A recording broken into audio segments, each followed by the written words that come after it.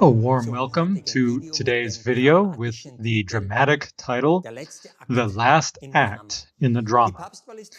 The papal election is over, and on May 8, 2025, the world witnessed one of the most unimaginable things in all human history. A U.S. American became Pope, the last Pope. And that was and is so unimaginable that probably very few people and Bible students even considered this possibility, including us as the High Sabbath Adventists. Yes, Leo XIV is the last Pope, and he is Peter the Roman, or Petrus Romanus, and we're going to show and explain that in this video. And it's turned out even more horrifying with Cardinal Robert Francis Prevost than it would have been if Cardinal Pietro Parolin had become the last Pope. Today we're showing the drama, and also why it's the last act, and how long it lasts. To understand just how terrible this papal election really is and what Christianity has to expect in the future, we all need to understand this drama.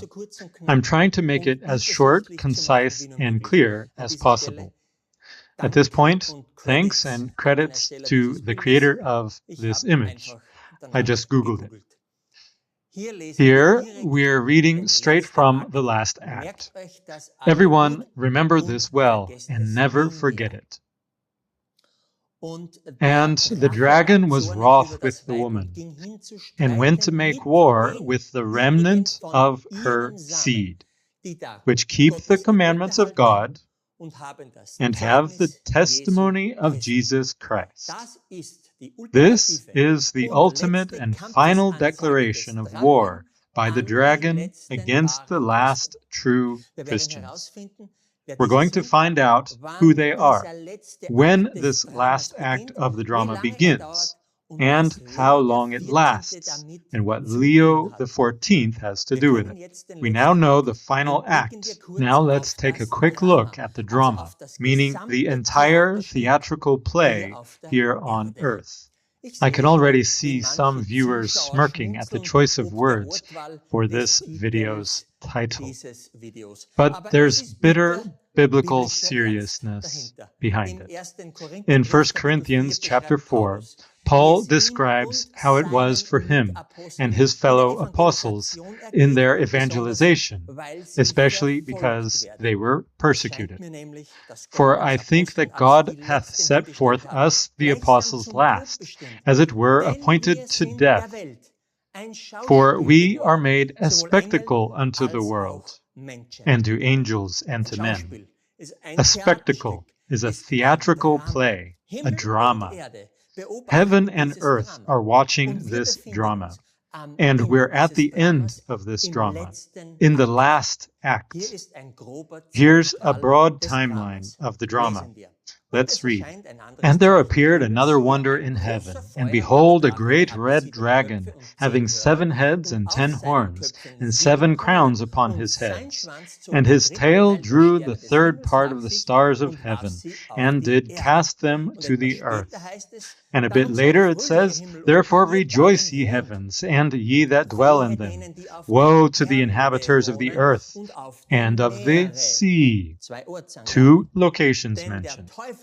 For the devil is come down unto you, having great wrath, because he knoweth that he hath but a short time. The dragon is Lucifer, Satan. Verses 3 and 4 describe his banishment from heaven, along with 1/3 of all the angels. And those are now demons, and they were banished before creation. That's also an act in the whole drama, the battle in heaven. A detailed explanation comes again in verses 7 to 9, and verses 10 to 12 already describe the persecution in the Old Testament and the early Christian community until they could flee. Let's look at this in detail. Now, let's keep reading in Revelation 12. And the dragon stood before the woman, which was ready to be delivered, for to devour her child as soon as it was born. And she brought forth a man-child, who was to rule all nations with a rod of iron. And her child was caught up unto God and to his throne. The literal fulfillment of this text is, Mary was the woman. The child, the son, was Jesus. And he was snatched up to God. That was here in the year AD 31 and is symbolized here by the cross. Let's keep reading in verse 6. And the woman fled into the wilderness, where she hath a place prepared of God, that they should feed her there 1,260 days.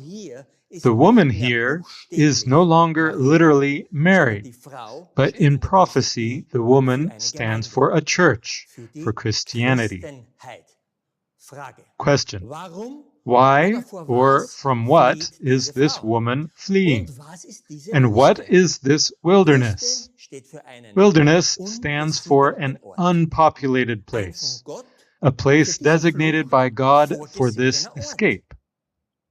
The term wilderness appears in only two places in Revelation, here in chapter 12 and once in our chapter 17, which we covered in the last video.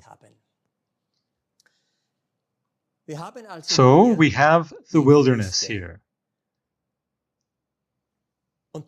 And then we have Christopher Columbus. On October 12, 1492, under the commission of Spain, he reached the Caribbean islands, believing he had found a sea route to India. Although other cultures had contact with America before, his journey is considered the start of European discovery and conquest of the American continent. The waves of settlement from Europe to America came mainly from Spain and Portugal to South and Central America, from England to North America, and from France to Canada and the Mississippi region. Later, many Germans, Irish, Italians, and Scandinavians followed, fleeing poverty, persecution, or hopelessness. The majority settled in the USA, Canada, Argentina, and Brazil. I've illustrated this in these images. Here's 1492. Before that, it was wilderness, unpopulated. Then the settlement began. Why or from what is the woman fleeing? From Satan, the dragon, who persecuted Christians through papal Rome in the dark Middle Ages. And why exactly 1260 days, which in prophetic interpretation stands for years? There's this year-day principle. So it's about 1260 years, because that was the reign of the papacy until General Berthier took the Pope prisoner in 1798, and this beast in Rome received a seemingly fatal wound. Its political power was broken, and with that, the horrific persecution of all true Christians by the papacy in Europe ended. I've marked these 1260 years here, from 538 AD to 1798 AD.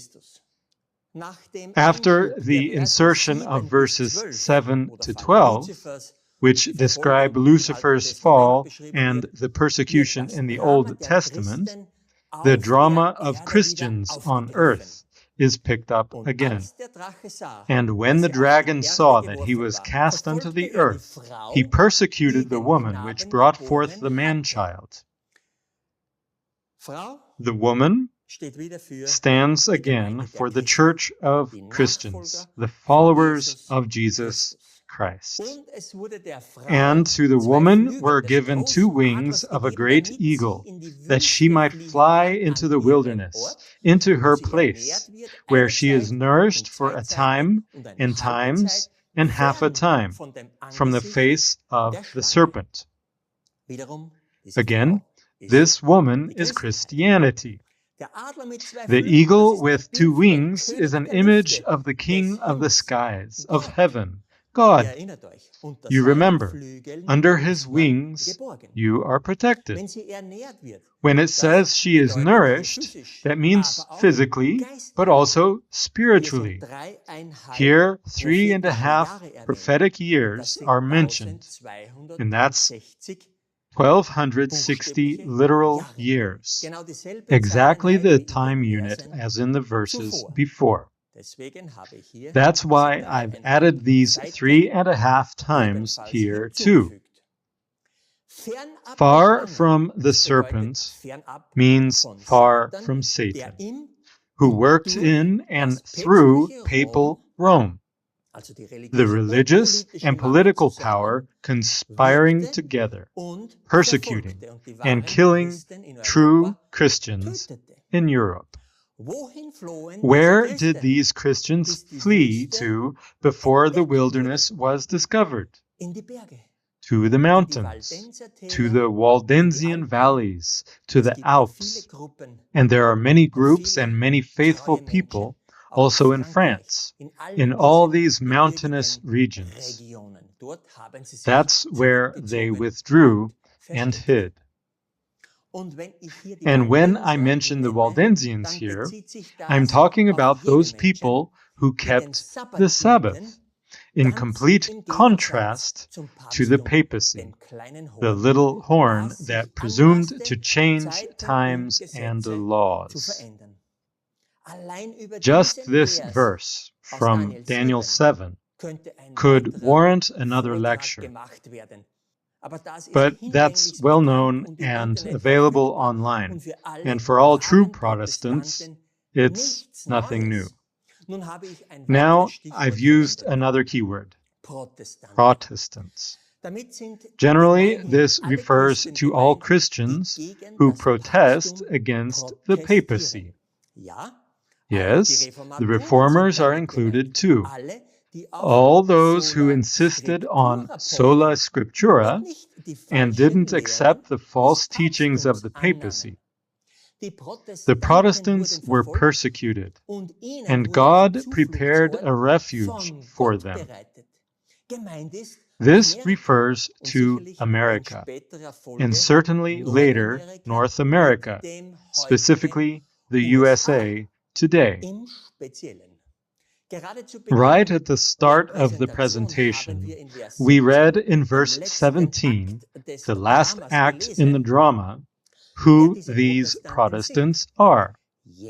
Those who keep the commandments of God and not the commandments of Rome.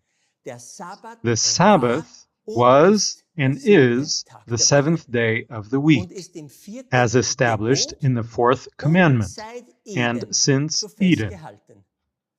Just read Exodus chapter 20. That's why America, or rather the USA, is a Protestant nation. At least it was. Now, the question of all questions, is it still today? And when we answer that later, Mr. Trump and Pope Leo XIV come into play. Let's keep reading. And the serpent cast out of his mouth water as a flood after the woman, that he might cause her to be carried away of the flood. What comes out of a mouth is speech. It's persecutions, false teachings, or political currents against God's church, as Satan's coercive pressure or means of influence through Rome. So not just physical violence, but also seduction, control, religious influence. How can we imagine this flood of water from Europe?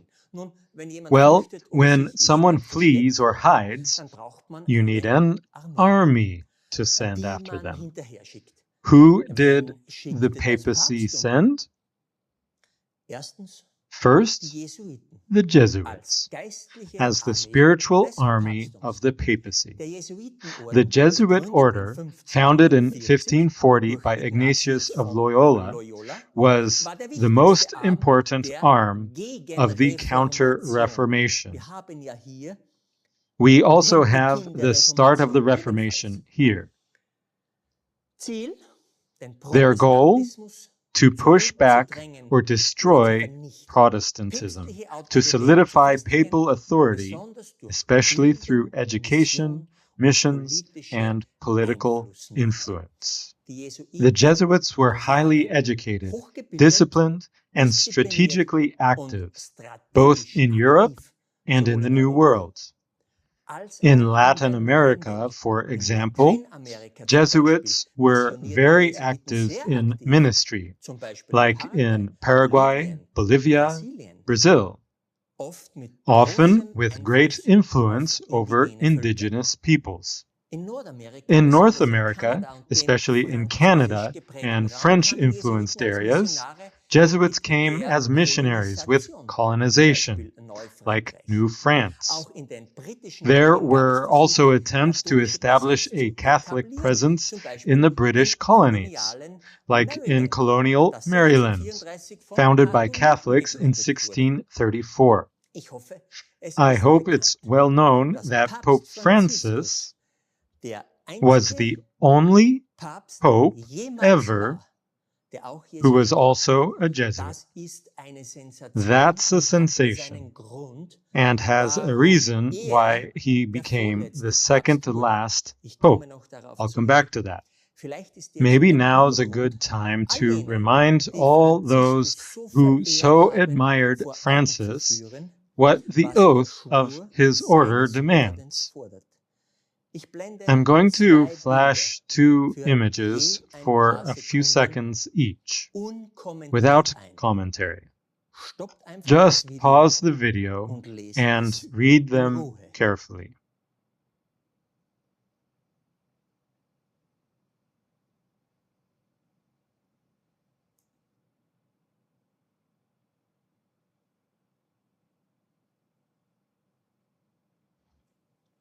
Ich hoffe echt, I really hope dass jetzt that manche now Zuschauer some bis viewers ins Mark are erschüttert shaken to wurden their core und das and vom Drachen abandon benutzte the Tier beast in in Rom Rome, verlassen. used by the dragon. Nun wisst ihr, woher der Now Begriff you know where the term cadaver-like submission kommt. Wir kommen comes später from. noch einmal auf We'll dieses come Thema back to this zurück. topic later. Warum aber waren die But why Protestanten, were the besonders im Protestants, Gebiet der especially in the USA, USA, so so bewahrt? protected? Lesen wir hier. Let's Und read die here. Erde half And der the Frau, earth und helped die the Erde woman, tat ihren and the Mund earth auf und opened her verschlang mouth den Strom, and den der swallowed Drache up aus the seinem flood Maul which the dragon geschleudert hatte. cast out of his Jetzt mouth. ist es nicht Now mehr it's no Wüste, longer wilderness, sondern Erde. but earth. Also nicht mehr So not unbevölkert, sondern unpopulated anymore, bevölkert. but populated. 1776 In erklärten die 13 britischen 1776, on Kolonien July in 4, Nordamerika am the 4. 13 Juni ihre British colonies Unabhängigkeit in North von America declared Großbritannien their mit der independence from Great Britain with the Unabhängigkeitserklärung. Declaration of Sie Independence. begründeten dann They die founded the Vereinigten United Staaten States von of America, gegründet built auf on the den ideals Idealen of von freedom, Freiheit, equality, Gleichheit and popular und sovereignty. Volkssouveränität. Republicanism ist is ein one Standbein. pillar, Die politische the Grundlage. political Keine foundation. Krone mehr, No sondern crown gewählte anymore, Volksvertreter. but elected Macht geht vom representatives. Volk aus, nicht Power vom comes Papst. from the people, not König. from the Pope or king. Das andere The Standbein other pillar heißt is Protestantismus. Protestantism. Das ist die geistliche That's the Grundlage. spiritual Viele der foundation. früheren Siedler, Many of the early Puritaner, settlers, Hugenotten, Puritans, Mennoniten Huguenots, etc., Mennonites, and flohen so vor on, religiöser fled Verfolgung religious durch persecution das by the Papsttum papacy and und der state Staatskirche. churches. Sie strebten They sought religious Religionsfreiheit, freedom, Gewissensfreiheit freedom of und ein conscience, Leben nach and der a life Bibel an. according to the Ohne Bible, päpstlicher without papal königliche or royal Kontrolle. control. Der Protestantismus Protestantism wurde so thus zur became Grundlage the für basis for the separation of church and state, for freedom of conscience, and for rejecting hierarchical church structures like those in Rome. Separation of church and state. Please remember that for later. So, what came out of the dragon's mouth from Europe was swallowed by the mouth of the earth, Protestantism and republicanism, thus rendered ineffective. That's how the Protestants were protected. I've included a diagram here with an image of the United States of America, so you can see the settlement of this continent, this country, and how the Protestants were preserved there. And now we're back to the verse of the last act in the drama. And the dragon was wroth with the woman, and went to make war with the remnant of her seed, which keep the commandments of God, and have the testimony of Jesus Christ. The rest of the woman's seed are thus Protestants, primarily those in the USA, since the Declaration of Independence with its two essential pillars, Protestantism and republicanism. Of course, the dragon was furious with such foundations, namely that the people govern, church and state are separate, and sola scriptura. He had little influence over the Protestants. In summary, verse 17 means the dragon wants to bring down these Protestant rebels who escaped him in the Middle Ages, no matter the cost.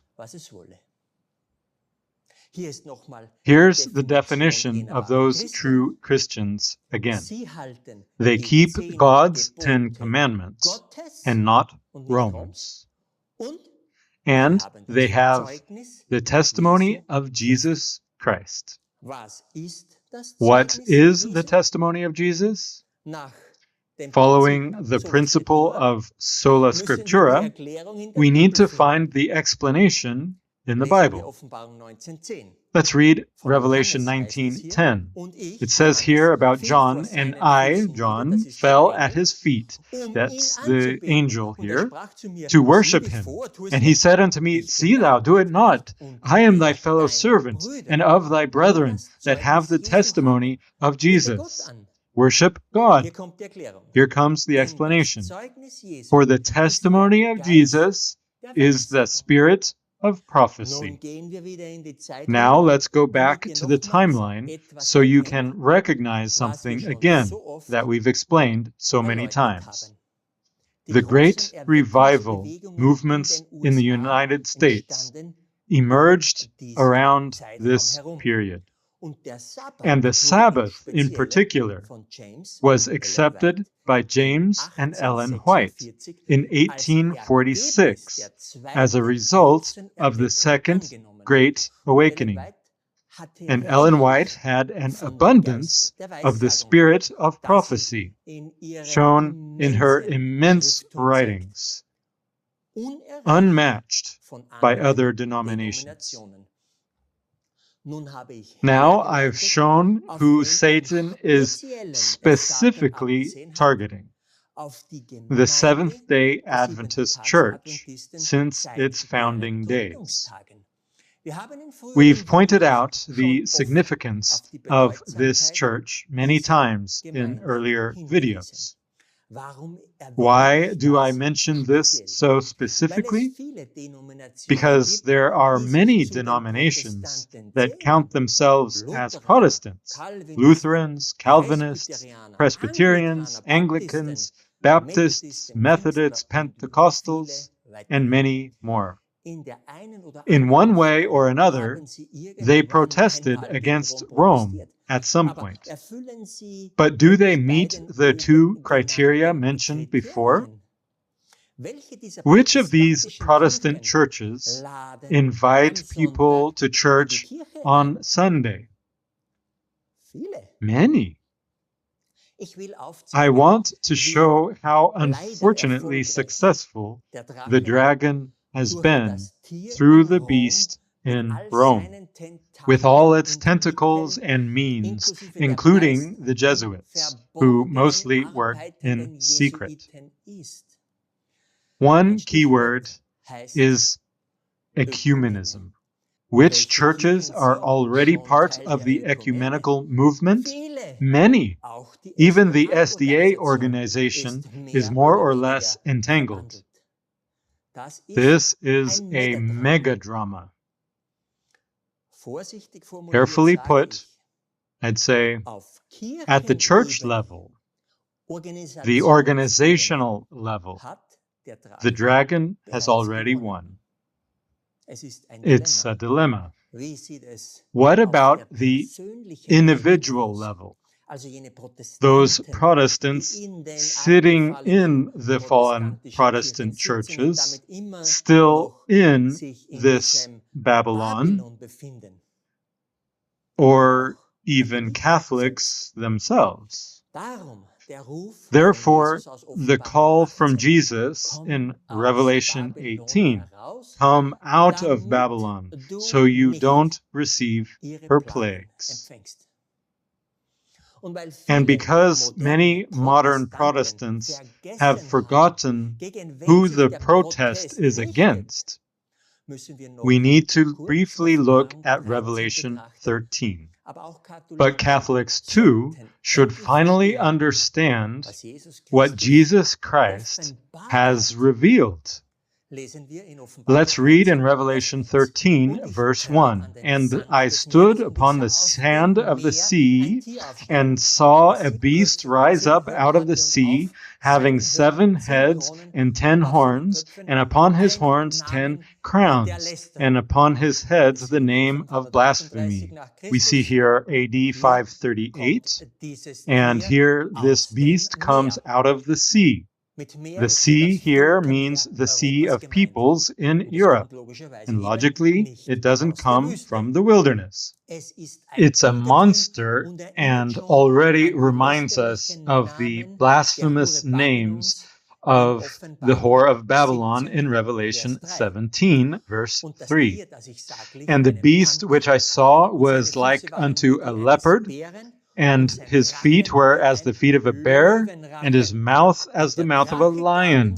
And the dragon gave him his power and his seat and great authority. While Daniel, looking into the future in chapter 7, saw the fall of Babylon, that's the lion, Medo-Persia, that's the bear, and Greece, that's the leopard or panther, the Apostle John looked back into the past. That's why these animals are listed in reverse order. And the beast that dominated in John's time was the Roman Empire with its iron teeth, so it's not mentioned in this verse. But this beast from Revelation 13, verse 1, comes out of the Roman Empire and is the same as the little horn from Daniel 7. And this little horn is the papacy. Take a close look at the textual comparison in this table. There's no doubt true Protestants know this very well. Here's the comparison of the beasts with the heads and horns again. They're the same as the beast from Revelation 13, verse 1.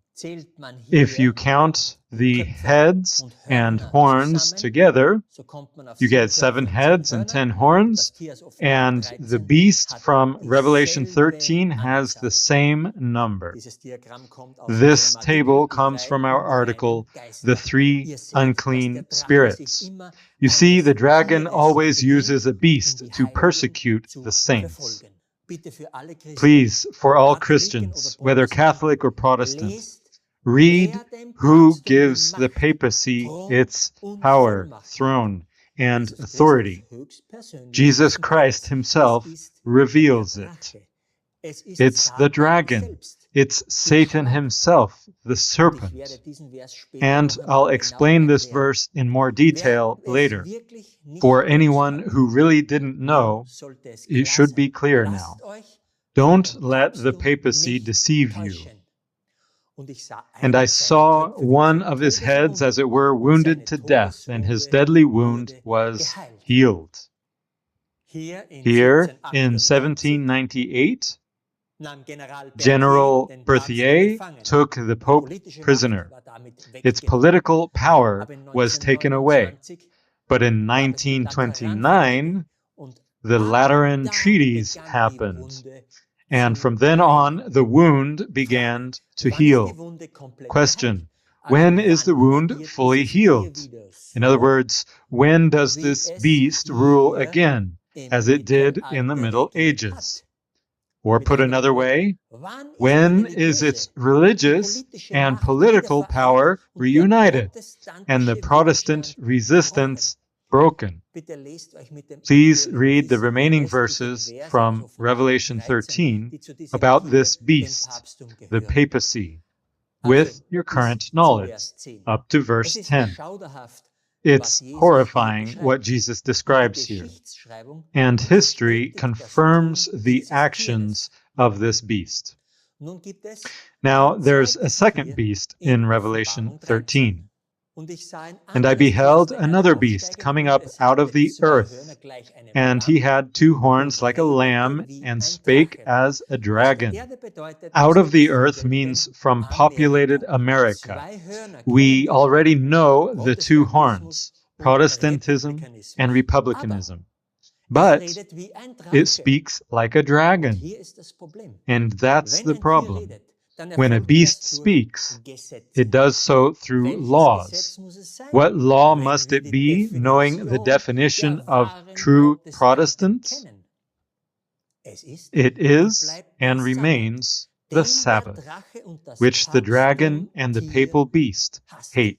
Und es übt alle Vollmacht des And ersten he Tieres aus, exerciseth vor all dessen the Augen power und of the bringt first die Erde beast und die before auf ihr him, wohnen dazu, and causeth dass the sie earth das and them which erste dwell Tier therein anbeten, to dessen worship the Todeswunde first beast, geheilt whose wurde. deadly wound Das was ist ein healed. totales Drama. This is Früher total war es drama. ein It used to be Zufluchtsort, a aber refuge dann earlier. offenbart Jesus, But then Jesus dass reveals that diese this political politische entity Entität leads die the Protestanten Protestants in in the den USA United dazu bringt, States das to Papsttum worship the anzubeten. papacy.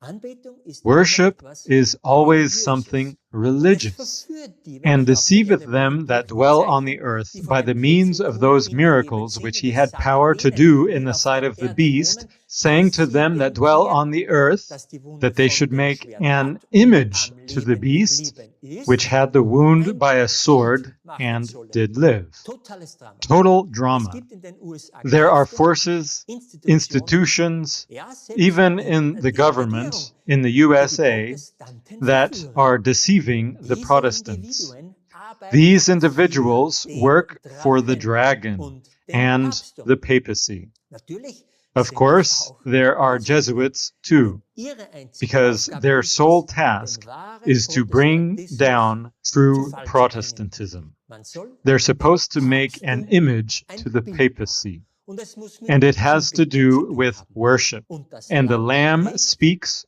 through durch Gesetze. laws. Ganz And klar, it's crystal es clear. geht It's die about the Sabbath Sunday Sabbat-Sonntag-Frage. issue. Und es And he wurde had ihm power to gegeben, give dem Bild des life Tieres unto einen the image Geist of the zu verleihen, beast, sodass that das the Bild image des of the Tieres beast sogar should both redete speak und bewirkte, and cause dass that alle, as many die as would not getötet worship wurden, the image die of the das beast Bild des Tieres should be nicht killed. anbeteten. And here the Und hier drama kommt das Drama reaches zum its Höhepunkt. climax. Das The Bild image redet, also speaks, die meaning Kopie the des copy päpstlichen of the Sonntags im papal Sunday eigentlich in the protestantischen supposedly USA Protestant bekommt Kraft USA durch gains Gesetze. power Gott through hat ein laws. Zeichen zwischen God ihm has a und sign seinen between him Kindern, and his den children, Sabbat, der the siebte Tag. Sabbath, Und the der seventh Drache day. hat auch ein And the Malzeichen, dragon has a den mark Sonntag, too, den Sunday, ersten Tag the der Woche. first day of the Der week. Drache will, dass The es keinen dragon wants Protest no mehr more gegen ihn protest und against seine him Tiere and his gibt. beasts. All truly faithful Christians who keep God's commandments and have the spirit of prophecy, the dragon wants them finally eliminated so he can freely rule on this earth. Then he would have proven that God no longer has a bastion on this earth, and with that, the plan of redemption would fail. Think about that. This is the last act in the drama, and I hope I've made it as clear as possible that there's no excuse for not knowing. This final attack is just before us now. And as explained in other videos, we find it in Revelation 17 and Revelation 19. Here's the last act in the drama again. The final battle between the Lamb, Jesus, and his called, chosen, and faithful ones against the beast and the 10 horns. This final battle is described again in Revelation 19, verses 19 to 21, where this beast and the kings of the earth fight against Jesus on the white horse, and where the beast and the false prophet are thrown into the lake of fire. This final controversy lasts 1 hour. But on whose clock? We'll find out toward the end of the video. Let's think again about what's happening with the man of sin. In the last video, I connected this particular man to the last pope, simply because both somehow go into perdition. Now, the man of sin is described in 2 Thessalonians chapter 2 and is killed by Jesus at his return. That's what Paul wrote. About the last pope himself, we can currently only read in Malachi's list of popes, and there Rome is destroyed.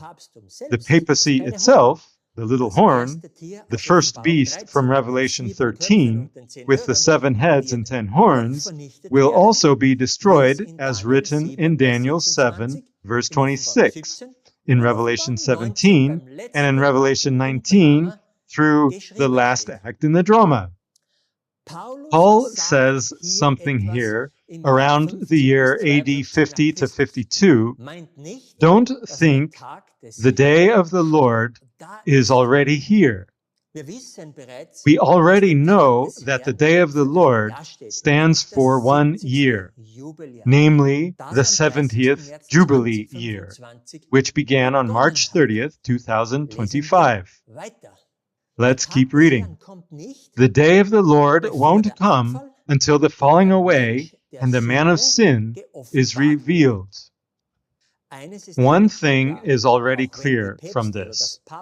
Even if the popes or the papacy are rightly called the Antichrist, the last pope, Leo XIV can't be identified here as the man of sin, the son of perdition. Why? Simply because he was announced after the start of the day of the Lord or the year of the Lord, namely on May 8th, 2025. So we're looking for the man of sin and the falling away connected to him before March 30th, 2025. The papacy or the pope, therefore, isn't meant as the man of sin, the son of perdition. Honestly, true Protestants have always known about the papacy. You don't need to reveal anything new about it to them. Every pope would have been the man of sin then, and people living today don't even believe we're already in the year of the Lord, or the day of the Lord. To them, Leo XIV is just another pope, and never the man of sin. We really need to separate Paul and Revelation. The beast, the papacy, is something different from the man of sin. The man of sin is a sinful person, and it has to be someone revealed now at the end so people know what's going on. So the man of sin is someone who somehow deceives everyone, who disregards everything related to God or worship, which is what adoration is. Someone who doesn't care about it, who mocks it. But the Pope doesn't do that, because if the Pope did that, he wouldn't be Pope. He'd be done for. He can't do that. That's why he can't be the man of sin who openly mocks worship and who, above all, tempts all the Protestants. That's the ultimate drama. It's all about finally bringing down Protestantism. It has to be someone else. The man of sin is a liar. He deceives through lies, since his father is the father of lies, the devil, the dragon. He deceives the masses through lies, especially the Protestants. He leads them in the wrong direction through lies. They're the ones meant here in the text. This is the last act in the drama. Do you know this person? Do you already have an idea? Jesus' own words help us identify the man of sin, the son of perdition. We read here in John 17, verse 12, "While I was with them in the world, I kept them in my name. Those that thou gavest me, I have kept, and none of them is lost, but the son of perdition, that the scripture might be fulfilled." This is talking about Judas Iscariot. He was one of the 12 disciples, an insider. And Jesus calls him the son of perdition, just like Paul speaks of a man who will become visible before the day of the Lord. Judas was a traitor, possessed by Satan. He betrayed Jesus and all his brothers and the first Christians. He ultimately handed them over to the Romans. So today, that corresponds to a Protestant traitor, handing over the Protestants to the beast in Rome, the papacy. It's all in the imagery. The man of sin is Mr. Trump, the boss of the second lamb-like beast in Revelation 13.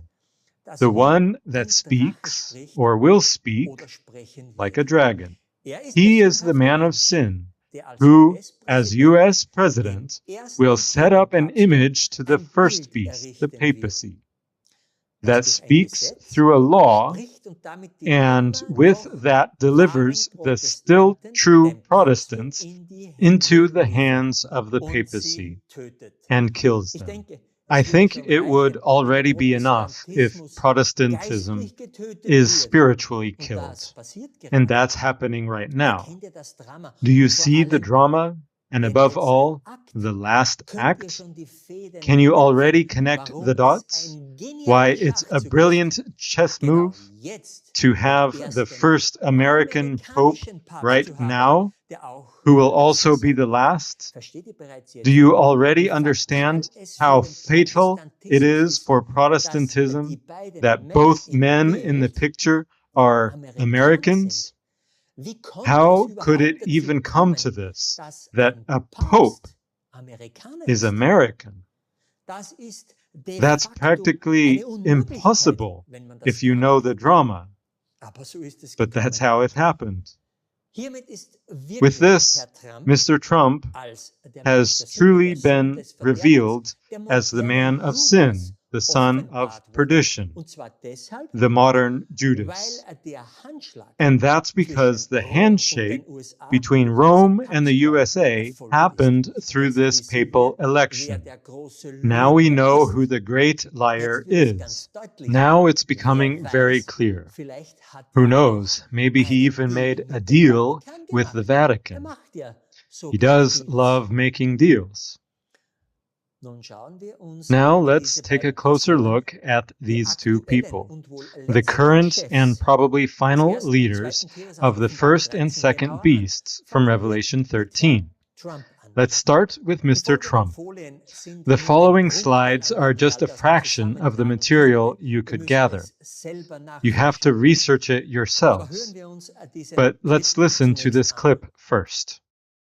I'm wondering what one or two of your most favored Bible verses are and why. I wouldn't want to get into it because to me that's very personal. You know, when I talk about the Bible, it's very personal, so I don't want to get into verses. I don't want to get into. There's no verse that means a lot to you that you think about or cite? The Bible means a lot to me, but I don't want to get into specifics. Even to cite a verse that No, you like? I don't want to do that. As a true Christian, as an honest Protestant, you'd think the Word of God would be on your lips and you'd gladly give testimony. But here you saw what Mr. Trump thinks about it. Then you might remember this picture. That's the inauguration on January 20th, 2025.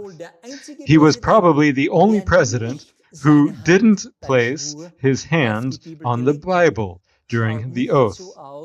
It doesn't look like it means much to him, as he said in the video before. You know a tree by its fruit. Remember what protected the Protestants in America. The two pillars, republicanism and Protestantism. I asked you to remember this, separation of church and state. Now listen to this. I created a historic White House faith office in the West Wing, and that's going to be an office that's been very well. I see already you have a lot of people going back and forth, and that's good. That's what we want, to defend and represent people of all faiths and their religious freedoms at home and abroad. You know, they work right out of the White House. They've never done that. That's never been done before. No other president allowed that. I think, you know, they say separation. They say separation between church and state, they told me. I said, all right, let's forget about that for one time. We said, really, the separation? I don't know. Is that a good thing or a bad thing? I'm not sure. But whether there's separation or not, you guys are in the White House where you should be. Mr. Trump clearly says that for his term, that's being set aside. Of course, because he's the destroyer. He has two names in Paul, and in Revelation, he has two names too, Abaddon and Apollyon. Now things are getting clear. First, in his first term as Abaddon, he tried to rob as many Christians as possible, especially Protestants, of eternal life with Operation Warp Speed and the mRNA vaccine. See the number of the beast. We've reported on this quite a lot and warned about it. And now, in his second term as Apollyon, he's trying to force the mark of the beast, Sunday observance, by law on the rest, the remnant of the woman's seed. That's how it looks, and that's the last act in the drama. That's the big picture. Who's sitting in this new, historically unique, fully ecumenical, staffed faith office he just talked about? It's already clear why it's unique and being set up right now. It's part of implementing the last act in the drama. Let's take a closer look. If you know the drama and the last act, these excerpts read like something out of a horror book. This faith office has power, and ensures that American values are upheld. Well, we now know that Protestant values have largely changed. This department works with the Justice Department, so with legislation. Bingo! That's exactly what we figured out.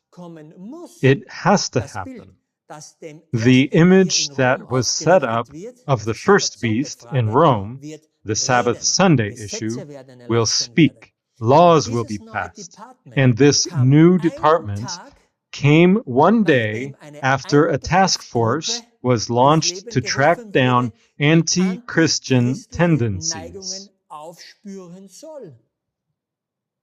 Well, of course, they mean Protestants who rebel against the general, that is, Catholic universal faith. And yes, the fight, the protest against Rome, against the dragon, is supposed to end. That's what all these nice-sounding statements here mean. And I said, if you know the drama and now better understand the last act, this is a horror story unfolding before our eyes.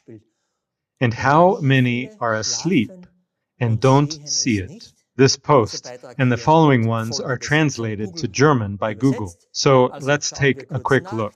This is the Faith Office in the White House. So this office replaces the previous arrangement since Mr. Bush. Now the time is ripe for this new arrangement in its current form to accomplish what hasn't been achieved so far. The end of true Protestantism. The evangelist Paula White, highly revered by Mr. Trump, is the head of this office. Well, I'll just say, Google who she is yourselves. In one word, she's one of the leading and most famous televangelists of a false gospel worldwide. And now it's clear how fallen American Protestantism is.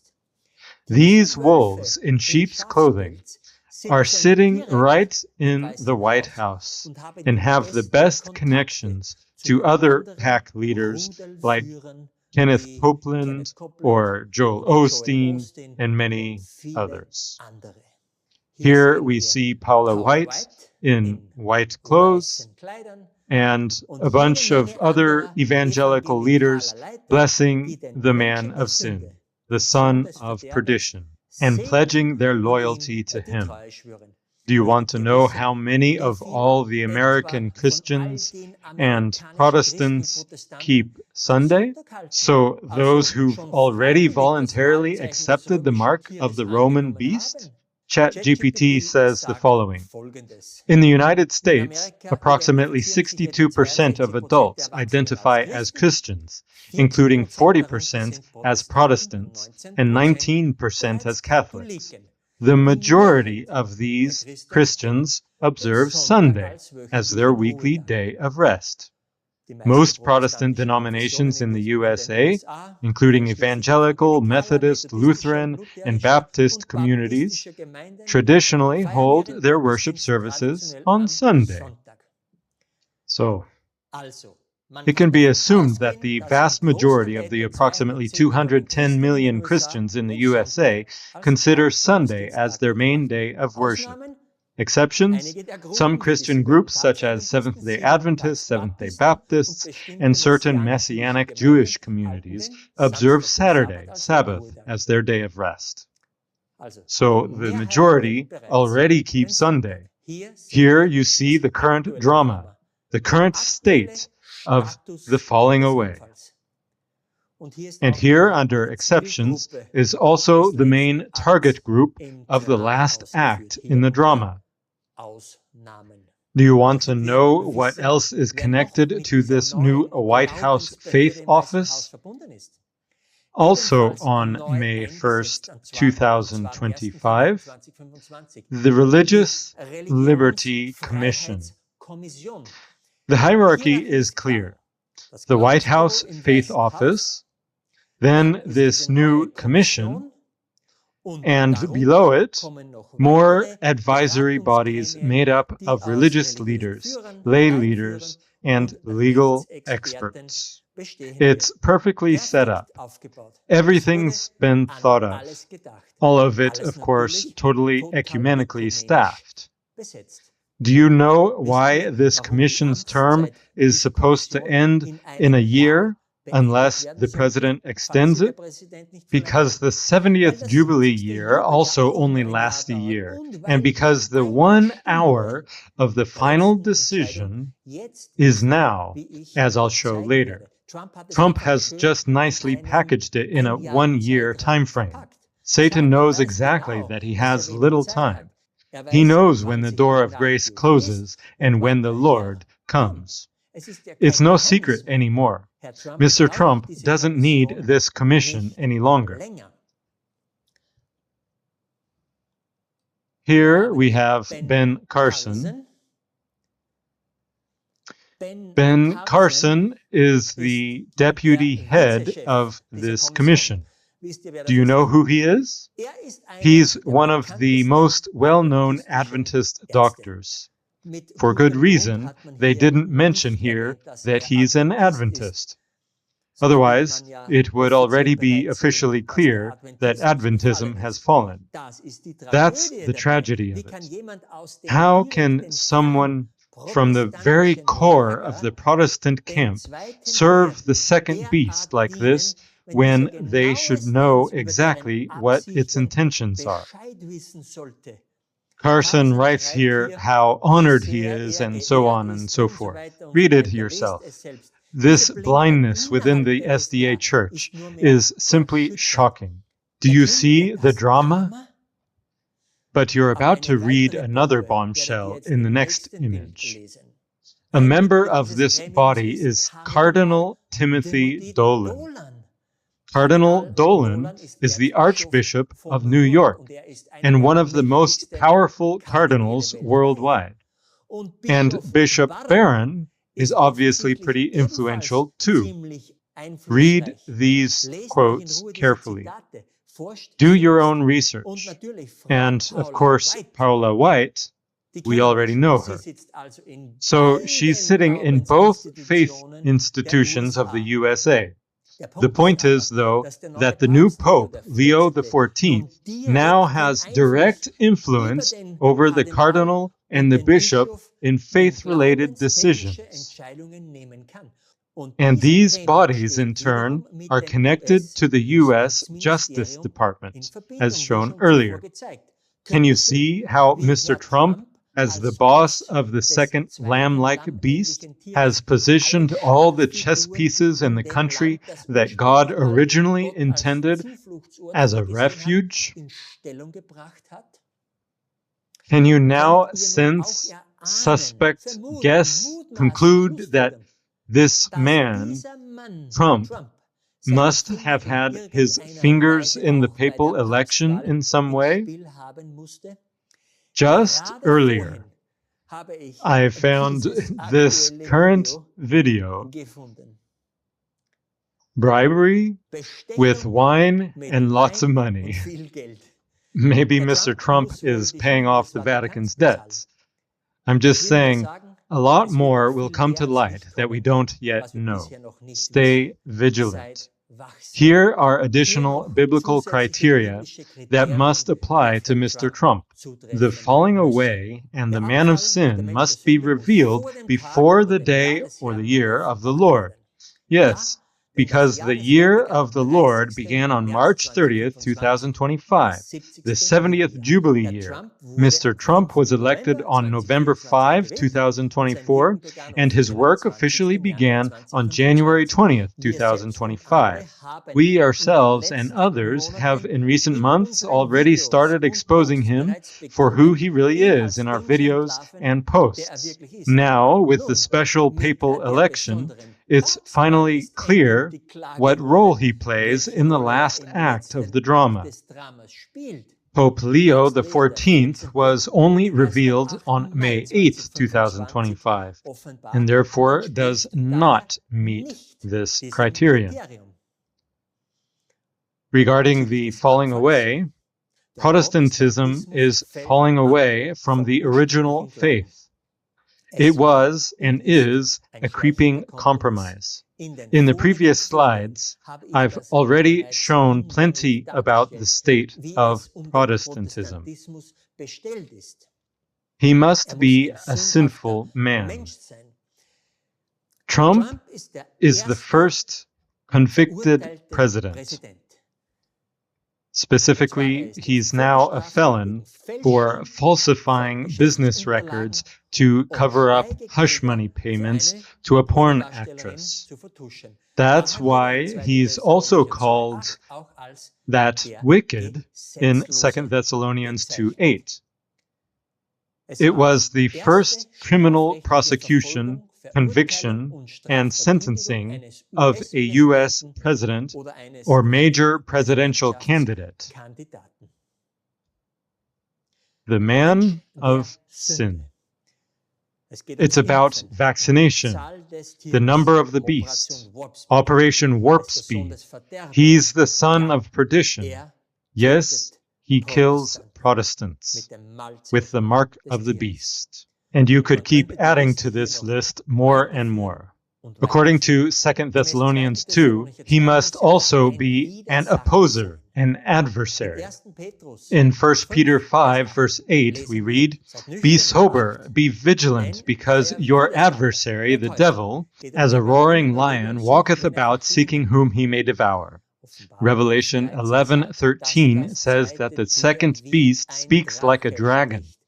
Yes, the devil is Satan, the dragon, who speaks and works through this entity. Trump is the modern end-time Judas, and he's trying to deceive and devour what remains of Protestantism. He exalts himself above everything called God or worshipped.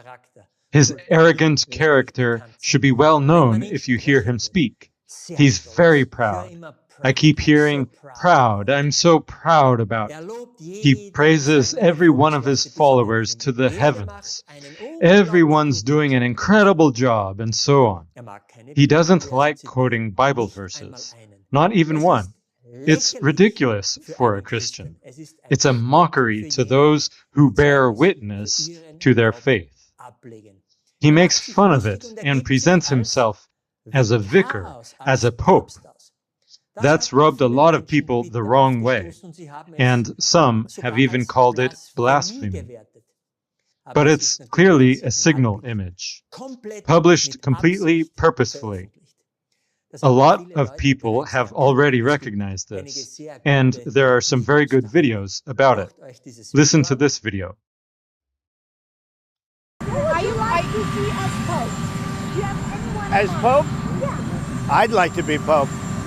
That would be my number one choice. What's your sense of president? No, I don't know. I have no preference. I must say we have a cardinal that happens to be out of a place called New York who's very good. So we'll see what happens. So yeah, he'd like to be Pope. And even if it sounds funny, you have to be careful with this man. He means it. And it's exactly Cardinal Dolan who was appointed as a member of the Religious Liberty Commission and was in the Vatican that day for the conclave. After everything presented today, this official image of him as Pope shouldn't surprise us anymore. He sees himself as the Western Pope and pulls the strings to make an image for the first beast, the Pope in Rome. He's literally fulfilled this with this image, among other things. The signal is clear. I'm the one who will bring the mark over the Protestants. Fourth point, according to 2 Thessalonians 2. He sits in the temple of God as a God and shows that he is God. Let's look at a few pictures. He truly presents himself as God. Do you remember the video from his campaign, April 8, 2024? The solar eclipse over America that formed an X. America is being wiped out. That was the sign. We reported on it. In that promo video, he blocked out the sun. He's more powerful than the sun. The people in the video shouted, "My God, my God." Someone told him he could be anything he wanted. And then his response, "So I became the savior of Western civilization." Or Trump calls himself America's savior after his election victory. And in another video clip, he was seen as the Babylonian king with the golden statue. God's army stands behind him as the chosen one. They see him as the chosen one of God. Here, Mar-a-Lago, Mr. Trump's estate, becomes center of the universe. I thought God lived there. What more can I say? Have you ever seen such a charlatan? He clearly presents himself as God, just as Paul says. And we've reported on all this here. And he sits in the temple, as the Bible verse says. Paul makes it clear that you are the temple of God, so the body of the believer itself, as well as you as the church. In the drama, it's about the true Protestant church, the Protestant Christianity that belongs to Jesus. That's the dragon's focus. He presents himself as one of them, just like Judas pretended to be. This temple isn't Rome. It's not the Sistine Chapel. It's not a throne in the Vatican, not the Pergamon throne in Berlin, Germany. But it's the Protestant church. If you will, Trump says, "I'm the new Western Pope in the USA. And in Rome, in the old world, sits the Eastern Pope. One rides the great old beast in Rome, and the other the second beast. And that's the man of sin." Fifth point, according to 2 Thessalonians 2, he must have something to do with lies. Let's look at a few pictures. Has the world ever seen anything like this? This is a chart from his first term. 30,573 false or misleading statements in total. Did you know? There's even a Wikipedia page about his first term, specifically about false or misleading statements by Mr. Donald Trump. I'm speechless. Commentators and fact-checkers have described Trump's mendacity as unprecedented in American politics, and the consistency of falsehoods as a distinctive part of his business and political identities. What does he say of himself? Also from Wikipedia, in April 2022, Trump declared at a rally in Selma, "I think I'm the most honest human being, perhaps, that God ever created," prompting laughter from the crowd. Yeah, I can believe that too. What does the public say? We have this here. In 2016, 36% still believed that he could be trusted.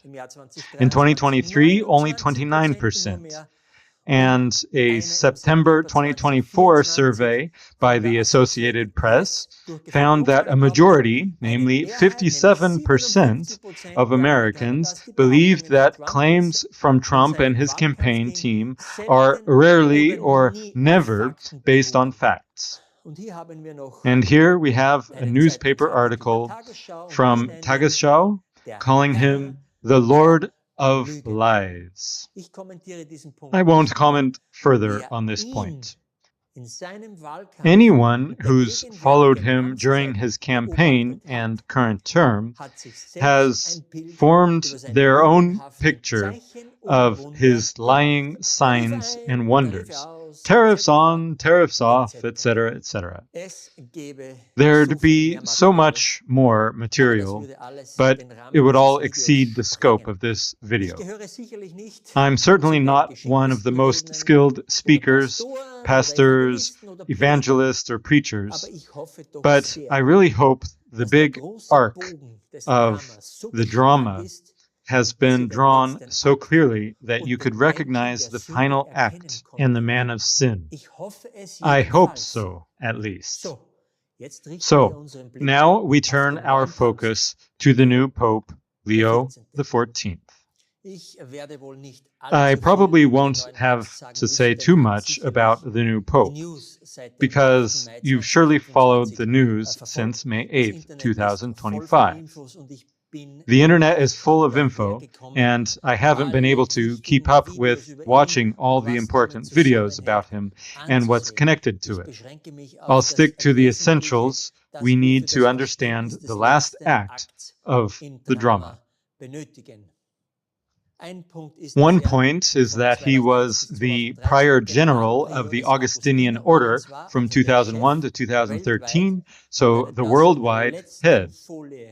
You'll see in the last slide of this video how important this information is.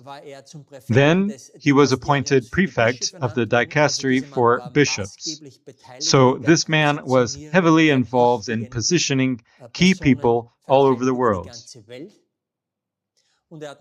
And, of course, he has citizenship in the United States, Peru, and the Vatican. His duties also included overseeing the enforcement of guidelines to combat sexual abuse in dioceses. You already know that's been a problem in this Rome forever. We've pointed it out often, again, that a U.S. citizen becoming pope would have been unthinkable before. Between these two beasts was the Atlantic, and back then, the people who fled knew exactly which beast they were fleeing from. If you listen to people on the street in interviews, the Protestants in the USA, they all said, we could have never imagined that a pope would ever be an American. Yeah, for heaven's sake. They're stunned and very negative about the whole thing. They smell a rat. These people aren't the problem. Trump is the problem. The choice of his name is often indicative of what a pope wants to represent during his term. Yes, the name is the program. Leo means lion, which is also very important. And with his name choice, he's obviously referring to the previous office holder with the name Leo, namely Leo XIII. And he wrote a special encyclical, namely Rerum Novarum. He was known as the Workers' Pope. And when it's about work, it's also about working time. Here's another quote. Pope Francis clearly had his eye on Prevost, and in many ways saw him as his heir apparent. He brought Prevost to the Vatican in 2023 to serve as the powerful head of the office that vets bishop nominations from around the world, one of the most important jobs in the Catholic Church. And in January, he elevated him into the senior ranks of cardinals. As a result, Prevost had a prominence going into the conclave that few other cardinals had. As mentioned earlier, others also say that Francis had his eye on Cardinal Prevost, and for good reason, as we'll soon see. It's also known that Francis appointed about 80% of the voting cardinals. So we see exactly that this last papal election has a special purpose. Francis was the first Latin American pope, so from South America, and Prevost is now the first pope from North America. Do you see how the first beast is creeping up on the Protestant nation? Here we have a Wikipedia excerpt about Leo XIII, the namesake of the current pope. He was pope from 1878 to 1903. He's gone down in history as a political pope. Marian devotion is part of it, just like with the current pope. We already read earlier, he wrote the first social encyclical of the Roman Catholic Church, thereby elevating Catholic social teaching.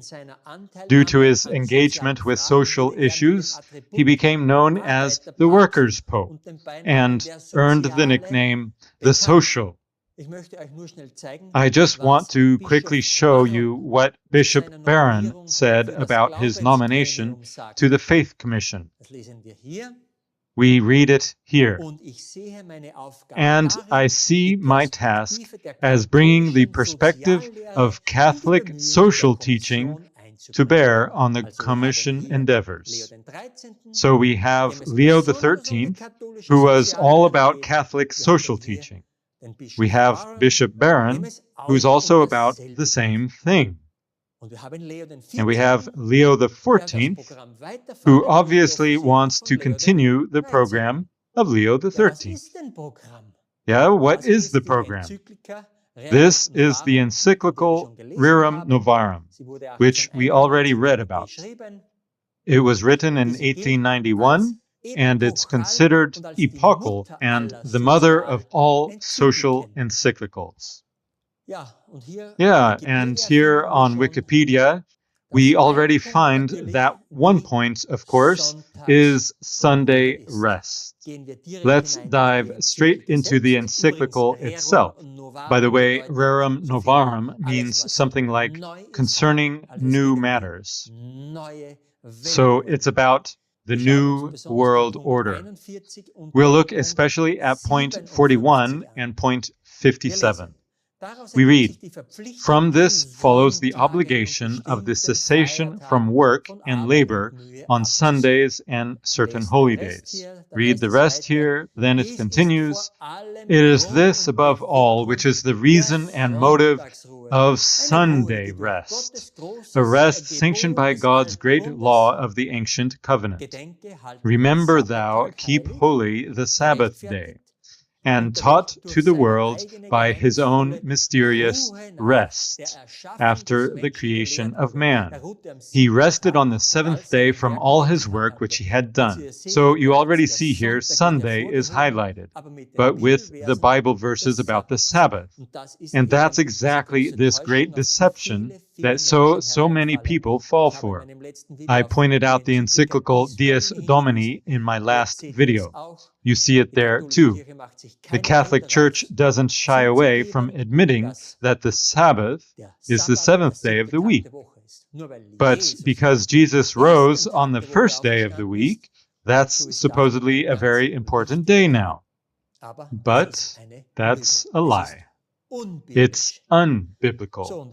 So in point 57, it says, "Let the working man be urged and led to the worship of God, to the earnest practice of religion, and, among other things, to the keeping holy of Sundays and holy days. Let him learn to reverence and love the Holy Church, the common mother of us all, this great mother church, Babylon, and hence to obey the precepts of the church and not of God's commandments," and so on.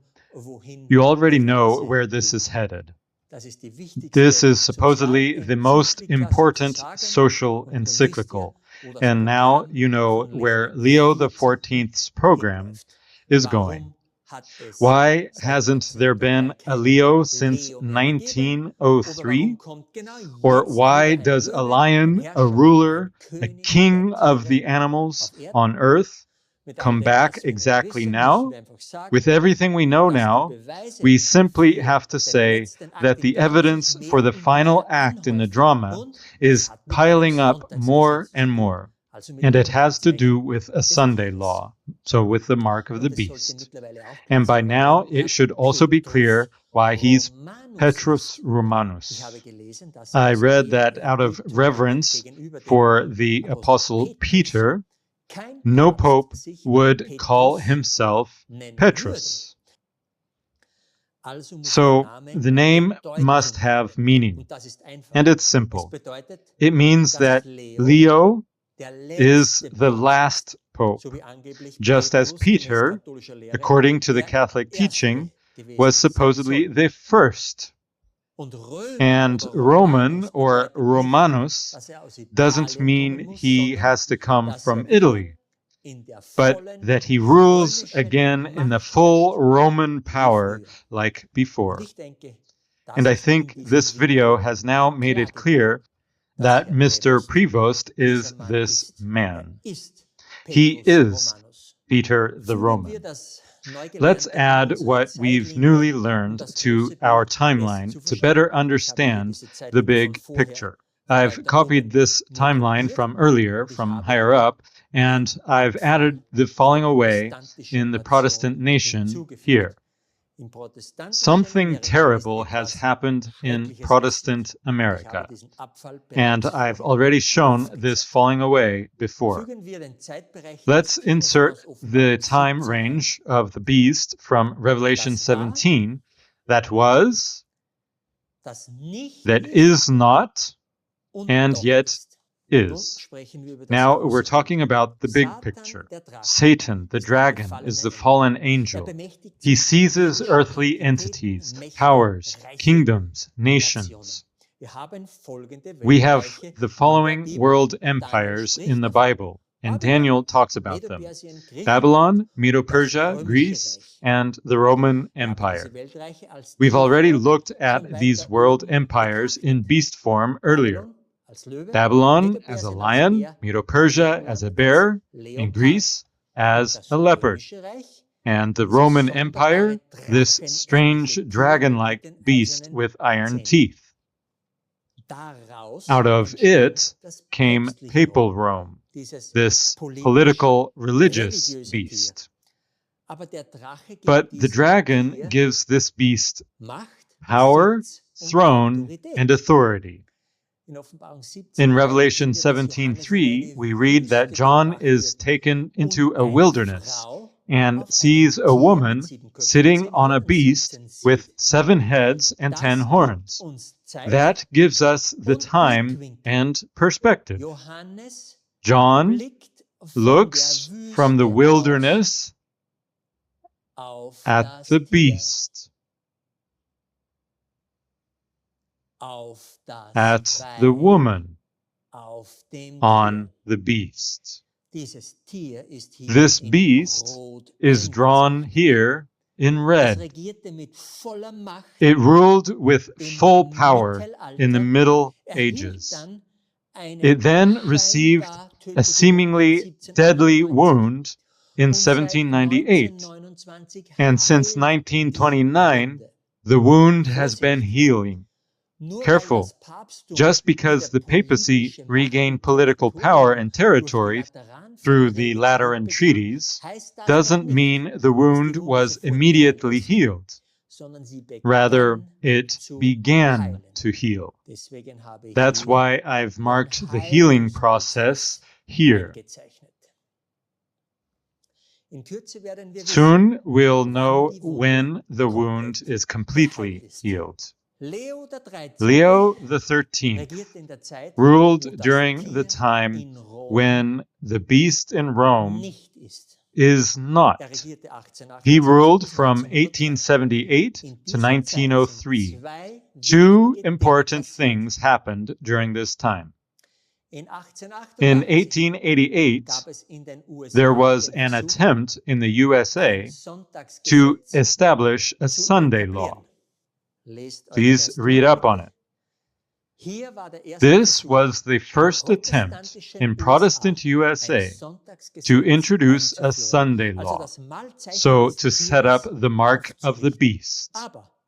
But Mr. Jones, even an Adventist, was so resolute and full of faith that this bill was shot down. Here, Protestantism was still intact, and this test was passed back then. And that was during the time when the beast under Leo XIII was not, when it hadn't yet regained political power. And now you also understand that the so-called Sunday law has been in the closet since 1888. It's already all prepared. It just needs to be pulled out and implemented with an executive order, as Mr. Trump loves to do. And that's why it can come very quickly. What did Leo XIII do? A few years later, he wrote the encyclical for the time when the beast would have political power again. He also knew that one day the wound would heal. He read Revelation too, and his encyclical is the mother of all social encyclicals. Do you see the big picture? Do you understand why the new Pope calls himself Leo XIV? He's picking up where the 13th left off, with one difference. The wound must be healed. And now I'll just say it. The wound was completely healed on May 8th, 2025.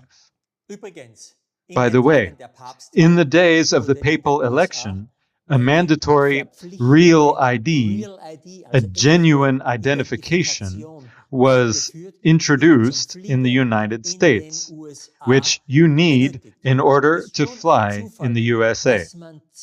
Quite a coincidence that they gave a 20-year grace period until this ID became required. With it, you can, of course, perfectly track who's moving where and when. For example, on Sunday. I'll explain again with the following image how the wound healed. You know this image, and it remains unchanged. But we need to insert Leo XIV. The papal election showed it. But now an unprecedented alliance has happened, namely between the second and the first beast. The unimaginable has occurred, but completely according to plan. You see here, I've drawn in another pope here, Pope Trump, who somehow stands in between. The Jesuit Francis did what he was there for, everything to bring down Protestantism. Remember the Jesuit oath.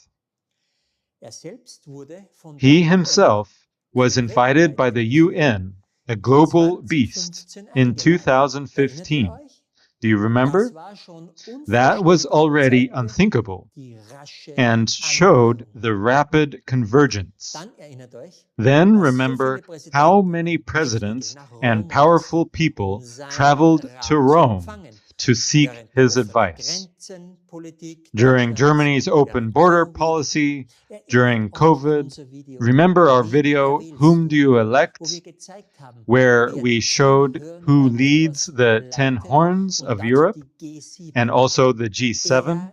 war der, He der was the saß. one who sat. Nun kann man auch Now you den can Sinn also erkennen, see the warum reason why Benedict vorzeitig had to abdanken musste. resign early. Franziskus Francis brauchte eine needed gewisse a certain Zeit, amount of alles time vorzubereiten, to prepare den everything nächsten to hoist Löwen the auf next den lion Platz zu into hieven, place damit so die he could Arbeit finish von Leo the dem work 13. of Leo beenden kann. XIII. Und warum ist das And why alles has all möglich this geworden? become possible? Weil seit langem Because verborgene hidden Kräfte, forces nennen for wir a sie long wieder time, Jesuiten, let's call them Jesuits Amerika again, infiltriert have haben, infiltrated in allen America verschiedenen Bereichen. in all sorts of Und areas. Trump And mit seinen Trump, beiden with his two Amtszeiten terms, war nötig. was Hier necessary. sehen wir nun die politische Here Erzählung, we now so wie wir see sie in the den vorigen political Videos auch timeline verwendet as haben. we used it Also, in das previous hier stellt die videos. Heilung So der this Wunde represents dar. the healing Ich of the erkläre. wound.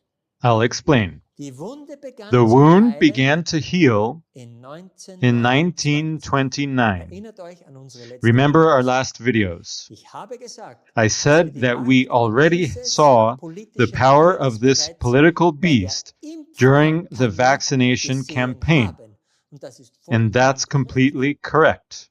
Lasst es mich auf den Punkt Let me bringen. get to the Das point. zweite The und das second erste Tier and the first haben beast seit have been 2015 trying to bring down den Protestantism Protestantismus zu Fall zu bringen. since 2015. Es begann It started in 2015 2015 in in den the USA USA under Obama, Obama.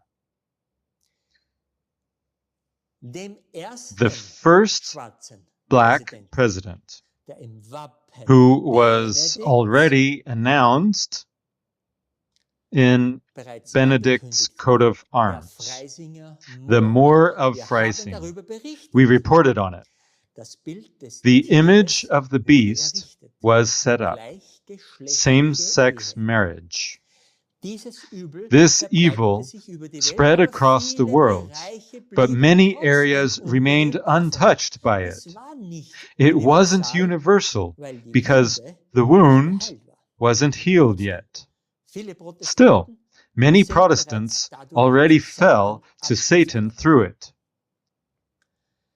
Dann Then kam die came the Covid-Pandemie. COVID pandemic, Die Zahl des and the Tieres number of the durch beast mRNA-Impfung came through the kam. mRNA Die vaccine. WHO war The involviert, WHO was also das involved, UN-Tier. so the Wie im UN letzten beast, Video bereits as pointed darauf out in the hingewiesen. last Die video. Impfung kam The vaccine unter Trump. came under Seiner Trump ersten during Amtsperiode his first als term Abaddon. as Abaddon, Und natürlich unter and of course Franziskus, under dem Francis, Jesuiten. the Jesuit. Dieser Angriff This war nun attack weltweit, was now global denn auch in muslimischen because Gegenden even in wurde Muslim fleißig areas, gespritzt. they were eagerly Viele vaccinating. Protestanten Many fielen. Protestants Wir haben fell. darüber berichtet. We reported on it. Unter Franziskus Under und mit Francis Hilfe and with vom help Judas from in Judas Amerika in mit America seinem Geld, and his money mit seiner Warp with his Speed warp Attacke speed attack, war dieser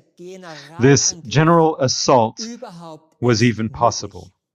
Wie im letzten Video schon gesagt, As said in the war last die video, Wunde des Tieres, the wound of the ich beast, sage jetzt, I'll say now, beinahe was oder almost fast or geheilt. nearly healed. Wir sahen die We größte saw the greatest und religious politische and political Machtausübung exercise dieses Tieres of aus power Rom by seit this beast from Rome 1929. since Und trotzdem 1929. entflohen noch And yet, immer Protestants still escaped. Der Widerstand, The besonders resistance, in den especially in the USA, war noch nicht wasn't vollends completely gebrochen. broken.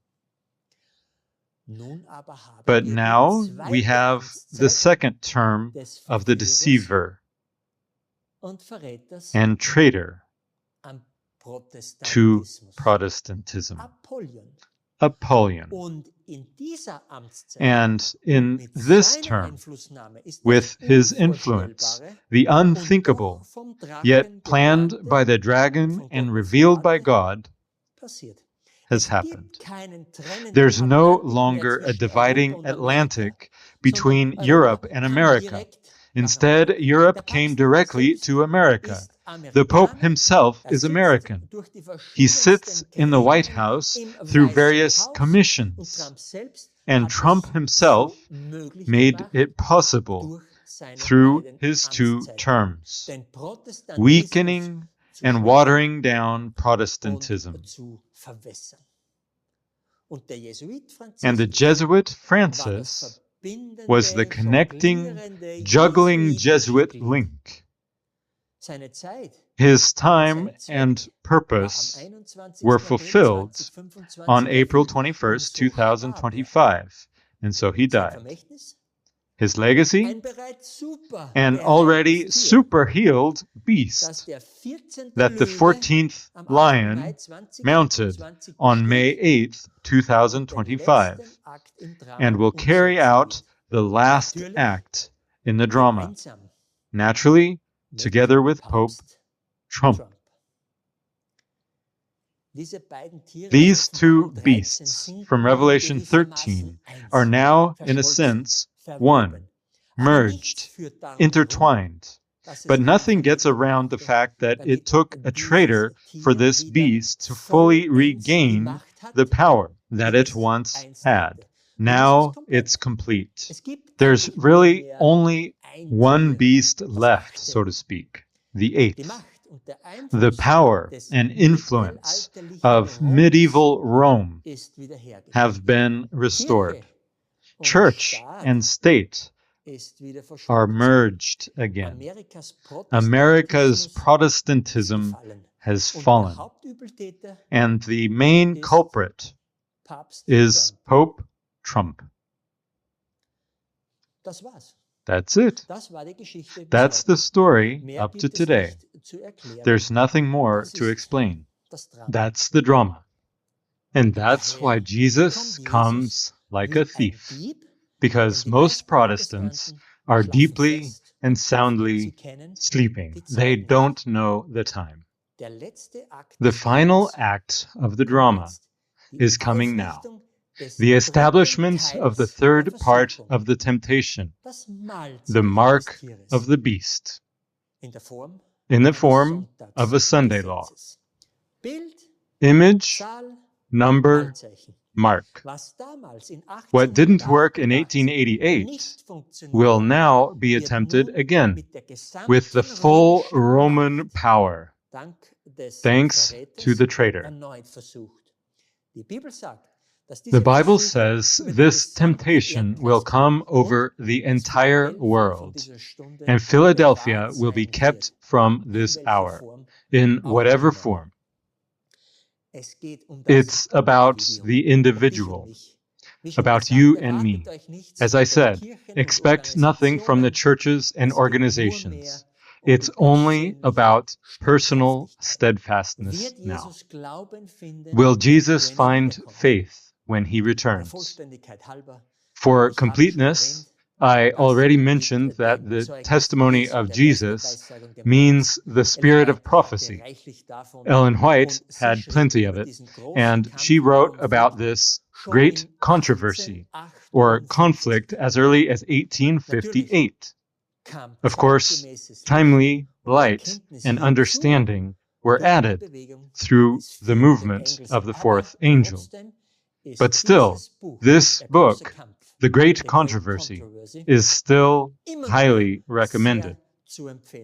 Satan himself did everything to prevent this book. An explicit warning at this point.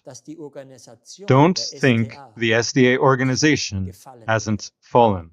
Quite the contrary. And we've written a lot about it. But there are still upright groups that see and have recognized the current danger. There are just few. Maybe with this video, a quote from Ellen White is also fulfilled, that the 3rd and 4th angels unite. May it be so. With all the accumulated knowledge and evidence, let's now read a few quotes from Ellen White, and you decide whether she had the spirit of prophecy or not. The title of this video comes from this first quote. The substitution of the false for the true is the last act in the drama. When this substitution becomes universal, God will reveal himself. When the laws of men are exalted above the laws of God, when the first day of the week is exalted above the seventh, know that the time has come for God to work. Read these quotes carefully. The second quote is about the same thing. The exaltation by merely human authority of Sunday in place of the Bible's Sabbath is the last act in the drama. When this substitution becomes universal, God will reveal himself. Read it carefully. Pause, then go to the next slide. Here we have a few quotes about the falling away. The church that holds to the Word of God is irreconcilably separated from Rome. Protestants were once thus apart from this great church of apostasy. All that I just explained earlier. But they have approached more nearly to her and are still in the path of reconciliation to the Church of Rome. Rome never changes. Her principles have not altered in the least. She has not lessened the breach between herself and Protestants. They have done all the advancing. But what does this argue for the Protestantism of this day? It is the rejection of Bible truth which makes men approach to infidelity. It's a backsliding church that narrows the distance between itself and the Pope. And we see the result today. Through the two great errors, the immortality of the soul and Sunday sacredness, Satan will bring the people under his deceptions. While the former lays the foundation of spiritualism, the latter creates a bond of sympathy with Rome. The Protestants of the United States will be foremost in stretching their hands across the gulf to grasp the hand of spiritualism. They will reach over the abyss to clasp hands with the Roman power. And under the influence of this threefold union, this country will follow in the steps of Rome in trampling on the rights of conscience. That's where this image comes from. Another quote, read it carefully. It's about this. Even in free America, rulers and legislators, in order to secure public favor, will yield to the popular demand for a law enforcing Sunday observance. Liberty of conscience, which has cost so great a sacrifice, will no longer be respected. In the soon coming conflict, we shall see exemplified the prophet's words. And here you have the quote from the Bible about the final act in the drama. Read the quotes carefully. Here's a short one below. But the noon of the papacy was the midnight of the world. So when the papacy is at full strength, like the sun at its zenith at noon, that's the time when it's midnight for the world. The darkest time. And that time has now arrived. It was at midnight that God chose to deliver his people. This quote refers to exactly this time now. And you know it. We've said it in many videos and used this quote too. The sun appeared, shining in his strength, and the moon stood still. This refers to 2025, to right now, because this is the so-called lunar standstill year. Google it, then you'll know. The sun is at its absolute peak, and the moon stands still. We're in a lunar standstill year now. In this year, the Lord comes, and it's true, it has become midnight. These were just a few quotes from the inspired writings of Ellen White, just to show that God doesn't leave people unwarned. even if the Bible texts in Revelation aren't immediately clear. But he gave a lot of help to recognize the trend. It wouldn't have been necessary to fall asleep. We still have one question open. When is this 1 hour mentioned with Philadelphia? And also in Revelation 17, verse 12, and Revelation 19 for the final battle for Armageddon. In our last video, we already showed how precise God's clock of the bowls of wrath is in the firmament by pinpointing the death of Francis exactly. Those who know our last videos know that the bowl of wrath leaves the hand of Orion. Then, about half a lunar hour later, reaches the Father in Sagittarius, to Sagittarius A star. And then, after the Son and Father have agreed, we have the true core time of the outpouring of the bowls of wrath. And that's how it's been every time so far. We had the outpouring on the throne here on April 21st. Francis died in the core time frame of the text of the fifth bowl of wrath. And his kingdom, classically understood as Europe, was darkened, precisely at the expected end of the time frame. You all read in the news what it was. The massive power outage in Spain and Portugal, blackout. France was affected too, also England, and there were reports in Germany as well. Another anchor in the timeline arrived precisely. So we can be pretty sure that the clock of the bowls of wrath is correct. Then we're now in the 6th hour and should take a look at the biblical text of the 6th bowl of wrath. And the 6th angel poured out his vial upon the great river Euphrates, and the water thereof was dried up, that the way of the kings of the east might be prepared. This is an image for the return of Jesus. And I saw 3 unclean spirits like frogs come out of the mouth of the dragon, and out of the mouth of the beast, and out of the mouth of the false prophet. For they are the spirits of devils, working miracles, which go forth unto the kings of the earth and of the whole world, to gather them to the battle of that great day of God Almighty. Then the warning, Behold, I come as a thief. Blessed is he that watcheth and keepeth his garments, lest he walk naked and they see his shame. And then the last sentence, And he gathered them together into a place called in the Hebrew tongue Armageddon. When should we expect the outpouring of the 6th bowl of wrath? Those who know us and have watched our videos know that K2 forms this Euphrates River, and the lunar bowl comes on May 28th to 29th directly onto the Euphrates. You see here again this 6th lunar hour from May 1st to this May 28th.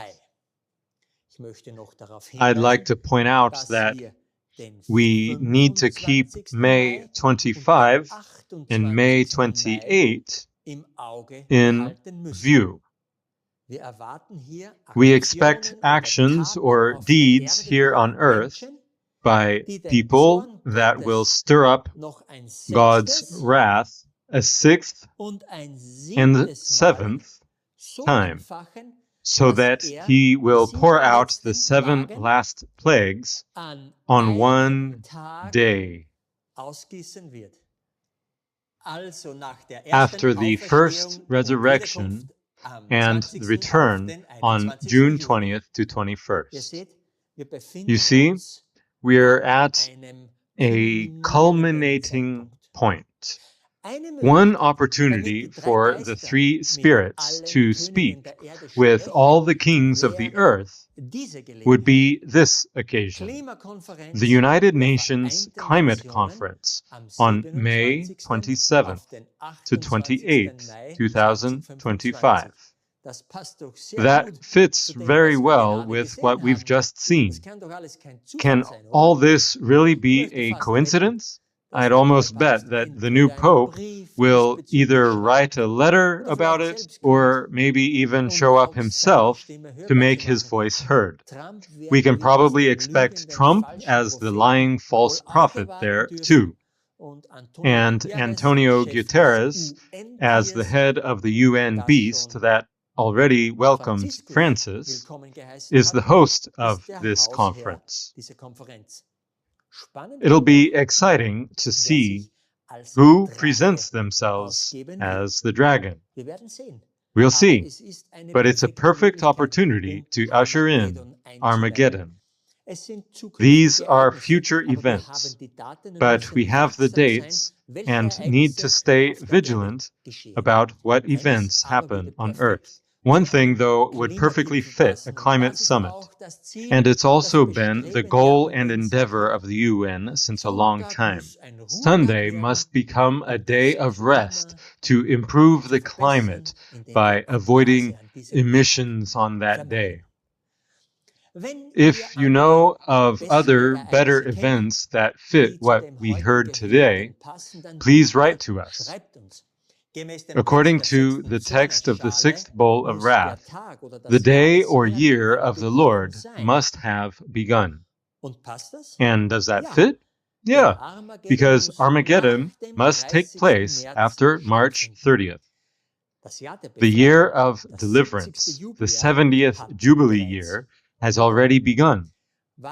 Why is Jesus' warning explicitly mentioned again in the text, that he comes like a thief, and that everyone should watch their garments so as not to stand naked? Unfortunately, we saw the drama in today's video and realized that not very many people are awake, but have already fallen in the past temptations and tests.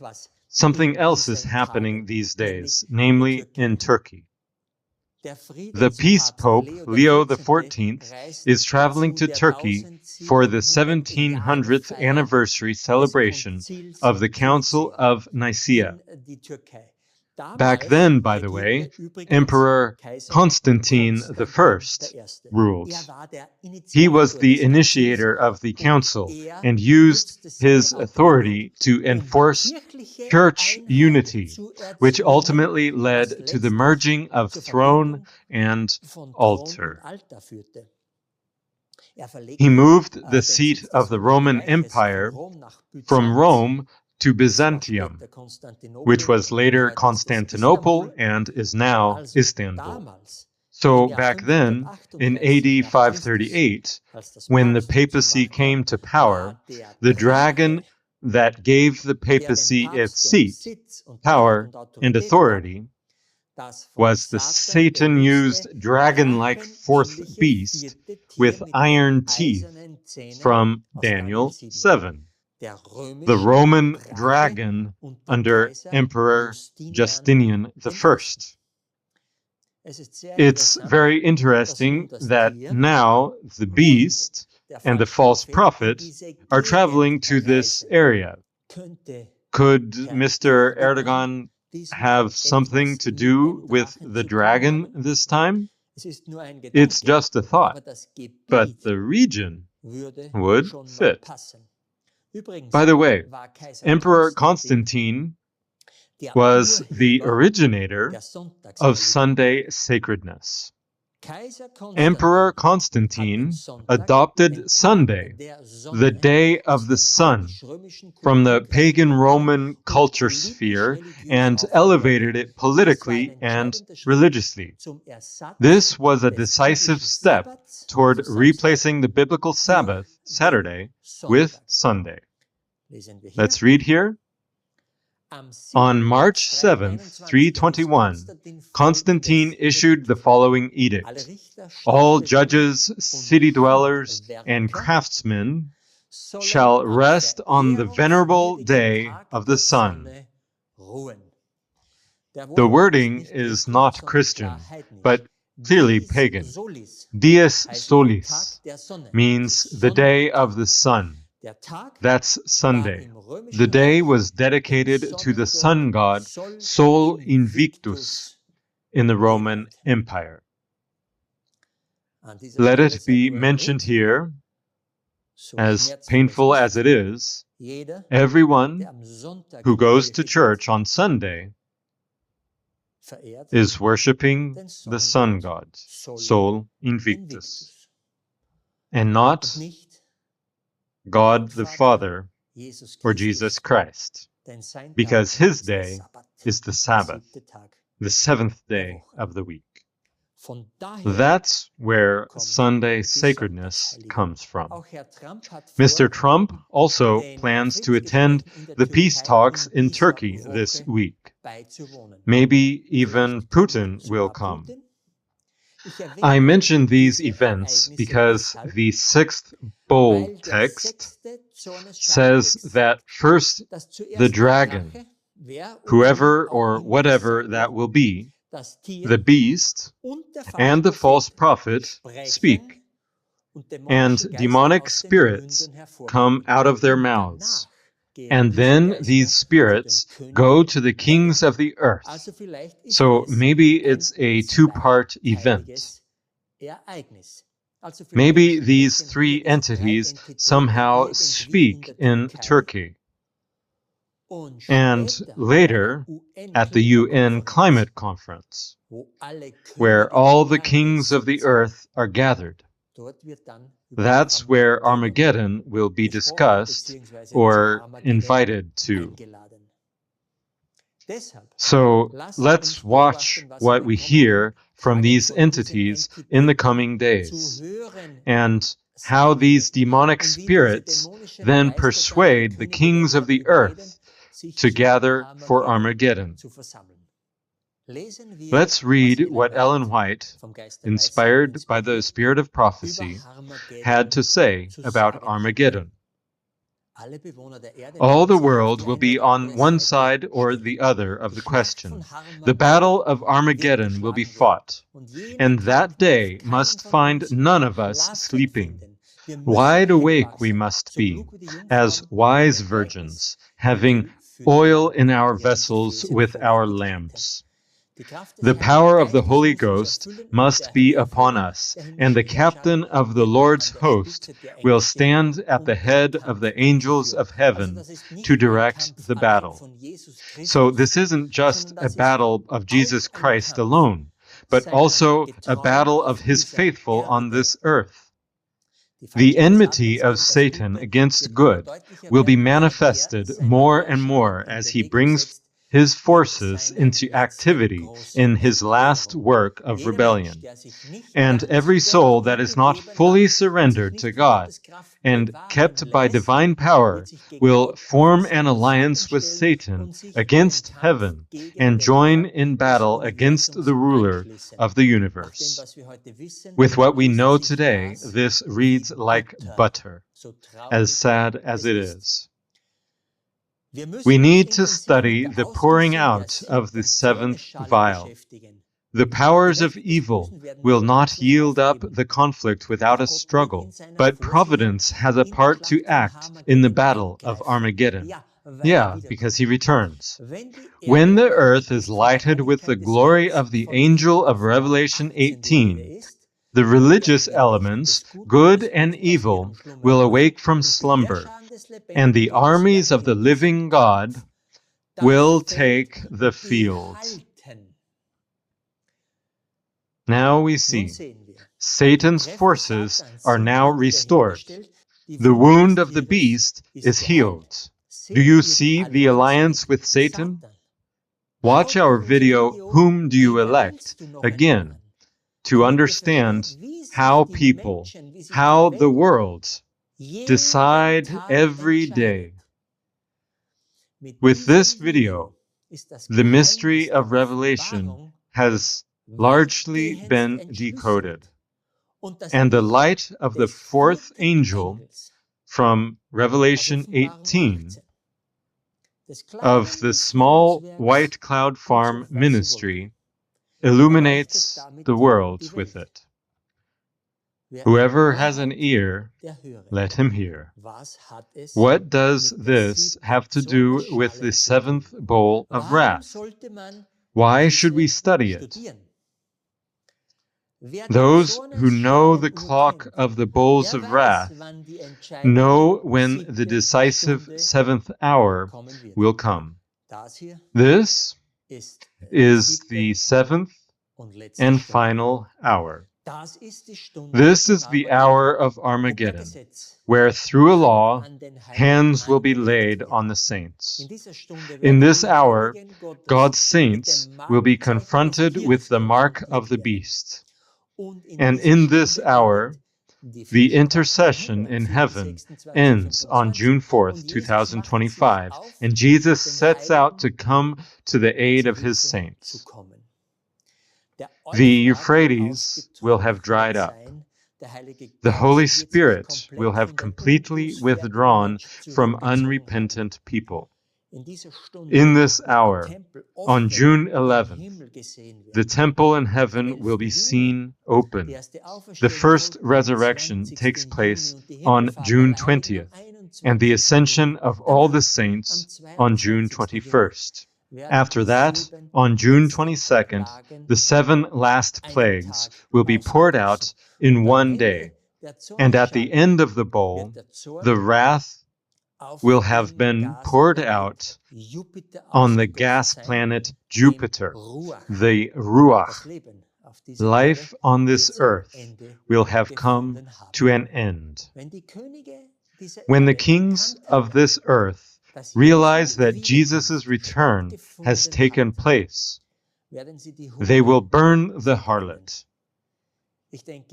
I think we can't imagine the chaos on this earth. This is the hour that comes over the whole world. This brings me to the last part of this video, the sixth trumpet, and thus the second woe. In the past videos, we focused our attention on the physical Euphrates and have since expected the terrible war around Iran to break out, which will destroy a third of humanity. Now, that could still come, and you already know when. Also, in the last video, we were too focused on the coming Pope, and that he must also be the man of sin. But now it's become clear that Bible students can make mistakes. But with new facts, the study can be corrected. And the result is much more coherent and profound. Jesus is usually concerned with faith, isn't he? So, how do we stand with him? How do we decide in temptations? We already know that the fifth trumpet, and thus the first woe, was the COVID vaccine attack with the number of the beast. Trump, as Abaddon with Operation Warp Speed, was the one here who tested and killed the faithful. That was a faith decision. Whether you'd let your DNA from Eden be altered, or, in the worst case, would rather give your earthly life. I'll now read the text of the sixth trumpet. And the sixth angel sounded, and I heard a voice from the 4 horns of the golden altar, which is before God, saying to the sixth angel which had the trumpet, Loose the 4 angels which are bound in the great river Euphrates. And the 4 angels were loosed, which were prepared for an hour and a day and a month and a year, for to slay the third part of men. And the number of the army of the horsemen were 200,000. and I heard the number of them. Was ist, What if wenn das the second zweite woe Wehe ebenfalls was so eine also such Glaubensentscheidung a faith gewesen decision? ist? This text Dieser part, Textteil, where wo a ein third Drittel of der humanity Menschheit dies, stirbt, is wohl der probably traurigste the Teil des saddest Dramas. part of the drama. Ich habe hier I asked ChatGPT ChatGPT gefragt, here, wie viel what Prozent der Christen percentage sind of Christians are Protestants? Weltweit Globally, machen Protestants Protestanten make etwa up about 37% 37% of der Christen Christians. aus. This Das entspricht corresponds to ungefähr roughly 800 million people, etc. etc., etc. Und insgesamt In gibt total, es weltweit there are around rund 2.2 to 2,2 bis 2.6 2,6 billion Milliarden Christians Christen. worldwide. Seid ihr Do you einverstanden, agree that, dass es on etwa im average, Schnitt about a third ein of Drittel Protestants exist Protestanten weltweit worldwide, gibt, je nach Quelle? depending on the Und source? würdet ihr auch And zustimmen, would you also dass agree wir that etwa we im have, Schnitt on average, 2 about 2 Milliarden billion andere other Christen Christians? haben? Also So 2,6 2.6 billion minus minus 800 800 Millionen million or so. Wenn man auch If you weiß, also know dass that im in the Bibeltext Bible text, 10.000 thousands hier here einfach can auch simply eine mean a Myriade myriad, heißen kann, dann kennen then wir you auch know das the army Heer, of das horsemen letztendlich that auf ultimately der Seite stands Satans on sich Satan's befindet. side. Wisst ihr, Do you know was what das that bedeutet? means? Es geht It's hier about gläubige, believing, lebende living Menschen people as als Protestants. Protestanten. so Anthropos, heißt das Wort. that's the Es word. geht nicht um It's Heiden, not about pagans, aber but scheinen they seem während to be der lost zweiten during Amtszeit von Trump's Trump second term als as Apollyon, verloren zu gehen, because he finally weil leads sie them endgültig in die into Zerstörung perdition zum Papsttum toward the führt und sie papacy, verlieren and they ihren completely Glauben lose komplett. their faith. Das That's ist das the Drama drama des of the letzten final Akts, act, das the Ergebnis result des of Dramas. the drama. Ich sagte schon I vorhin, said earlier that dass es it's das about the einzelne individual, standhafte steadfast Individuum person, geht, nicht mehr um no longer Organisationen. about Wer organizations. noch immer auf Whoever Gottes is Seite still on steht, God's side, haltet hold durch. fast.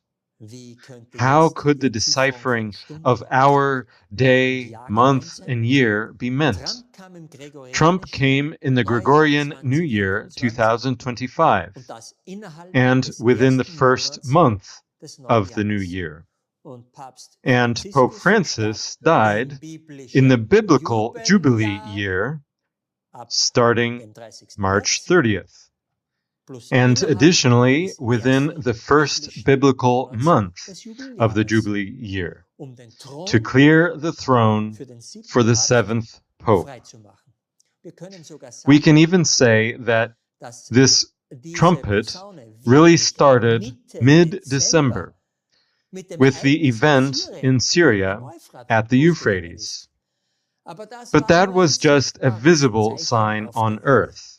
Es ging In Wahl truth, die Trump it was about mit Trump's der die election, Protestanten with ihren which the Untergang Protestants heraufbeschworen haben. brought Am about 17. their Dezember downfall. 2024 On wurde December 17th, Donald Trump 2024, offiziell Donald vom Trump was officially Wahlmännerkollegium zum elected President Präsidenten of the der United Vereinigten States Staaten gewählt, by the nachdem Electoral College after winning the presidential election on November 5th, 2024, against Kamala Harris. The formal confirmation of this result took place on January 6th through a joint session of Congress. And the official inauguration of Donald Trump as the 47th President of the USA took place on January 20th. So the sixth trumpet began exactly then, as Brother John presented in his teaching videos. For example, sealing mankind's fate. Now we see the whole picture more clearly. In the same video, the sixth and the inserted seventh seal were also explained, which haven't lost any of their validity. I just mention it for completeness. We've seen that the two texts of the sixth trumpet, so the second woe, and the sixth bowl of wrath have to do with the Euphrates and Armageddon and complement each other.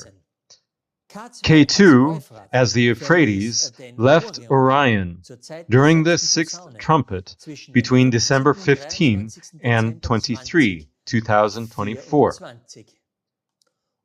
And the sixth lunar bowl of wrath will be poured out on the same Euphrates on May 28, 2025. I'll read on here in Revelation 9, 17 to 18. And thus I saw the horses in the vision, and them that sat on them, having breastplates of fire, and of jacinth and brimstone. And the heads of the horses were as the heads of lions, and out of their mouths issued fire and smoke and brimstone. By these three was the third part of men killed, by the fire and by the smoke and by the brimstone, which issued out of their mouths. Have you noticed that three characters are causing the harm here again? Fire, so red. Smoke, a dark blue or bluish purple, like sapphire, sometimes even smoky blue, like burnt haze, also called hyacinth, and then sulfur with yellow. Maybe the fire refers to the dragon, whoever that is currently.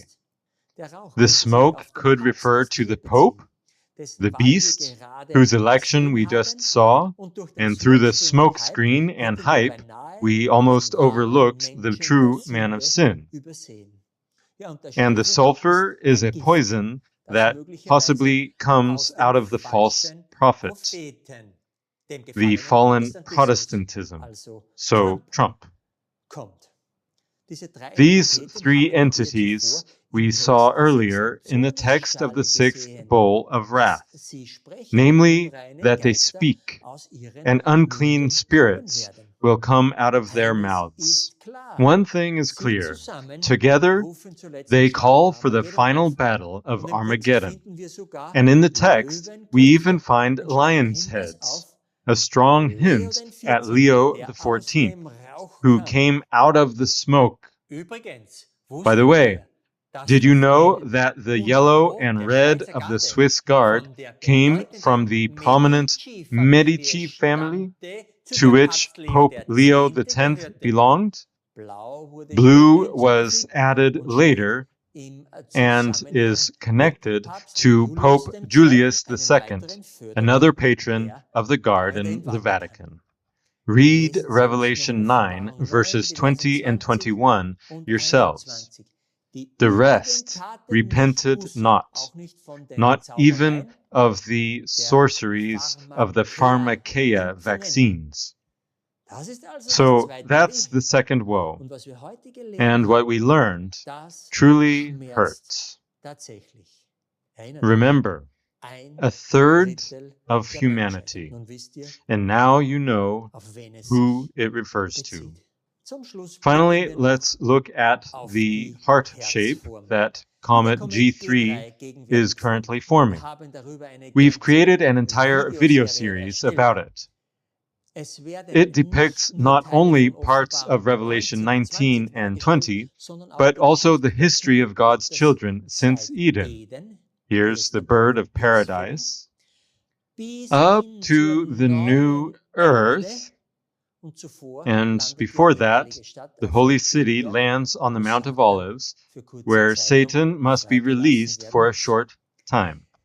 The pendulum clock constellation points to the 1 hour of the beast with the nations, but also to the time of deliverance for God's faithful. The heart of Jesus, or rather the Father, was always open, and his hand always extended. You know that this will end on June 4th, 2025, and he, as intercessor in heaven, will end his service. Here are a few key dates. On April 21st, Francis died.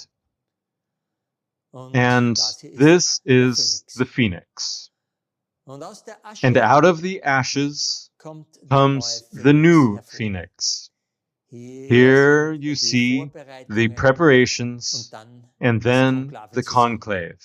On the 5th of May, G3 enters Eridanus, and on May 8th, Leo XIV was elected. I'll just say, Eridanus, as a constellation, can also be seen as the Euphrates. Think about the trips to Turkey in these days. On May 25, the memorial of Jesus' crucifixion, G3 enters the pendulum clock. By the way, that's the first date that Philadelphia was allowed to discover. It's the basis for any calendar understanding. Who knows how God will reward Philadelphia for its steadfast endurance?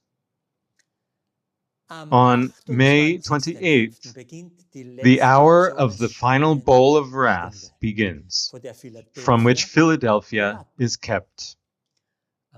On June 4th, all intercessory service ends, and the grape harvest, or the filling of the winepress, will take place. After the first resurrection and ascension on June 20 to 21, on June 22nd, when G3 has left the pendulum clock, the 7 last plagues will fall in one day. That's then the treading of the winepress. As I said, we've laid out much more about this in our videos. These are the final stations of the last act in the drama. 3 comets point to this pendulum clock constellation for the last act in the drama, where the winepress is for all those who have fallen to the dragon. K2 begins here, and E3 ends here. Both form the sign of the Son of Man, and G3 forms the heart of Jesus, which he willingly gave for you and me on May 25th, AD 31. In the animation from our article, The Melody of God's Law, the Sabbath is highlighted right here as the entrance into the fish's belly of the sign of Jonah. And precisely this Sabbath will be attacked once more. Seize Jesus' outstretched hand and don't let the Augustinian Leo XIV deceive you. In the heart sign of Jesus, you see the scene from Revelation 19, where Jesus comes on the white horse, here seen with arrow and bow, to fight Armageddon with his faithful. Please watch the corresponding videos for this. And in the papal coat of arms of the last Roman lion, we see that he's the perfect man for this battle. Not peace be with you, but battle. In both his cardinal coat of arms and the papal coat of arms, they're almost unchanged. The heart, pierced by an arrow, was and is visible. It doesn't mean how much he loves Jesus, but it's about the heart of Jesus and the final battle. Jesus' heart is to receive the arrow of the beast and be killed. The book beneath it, the Bible, the Word, the truth, and God's law is to be set aside. And Jesus will then be killed when there are no more steadfast Protestants left on this earth. That's the last act in the drama. And now you also know why it's this Augustinian Pope Leo XIV who, together with the other entities, leads this battle. Now you recognize why Jesus sent us this sign of the heart. So pull yourselves together and take up the battle on Jesus' side. Testify for him. That's your and my high calling. One more thing needs to be addressed. We keep hearing, only the Father knows the time. Yes, that's true, and that's why the Father also proclaims the time. How does he do that? With his voice from heaven, as we read in Hebrews 12. And for many years, we've been trying to write down this voice on our website. And it takes some time to learn a new language. And that's not always so easy. Here is Sagittarius A star, the symbol for the Father in the firmament. And G3 comes to the Father, and G3 goes out from the Father again. Here is depicted the cross of Jesus in AD 31, where the Father was directly present at the crucifixion. You see how Jesus was and is always in the Father's heart, just as Jesus says in the Gospels. This is the heart of the Father here. And G3 reveals the time that only the Father knows. Just before, I showed how the ascension is visible in the pendulum clock, and at what time it will be, which the 144,000 will also hear and understand. Here's the quote from Ellen White again. Soon we heard the voice of God like many waters, which gave us the day and hour of Jesus' coming.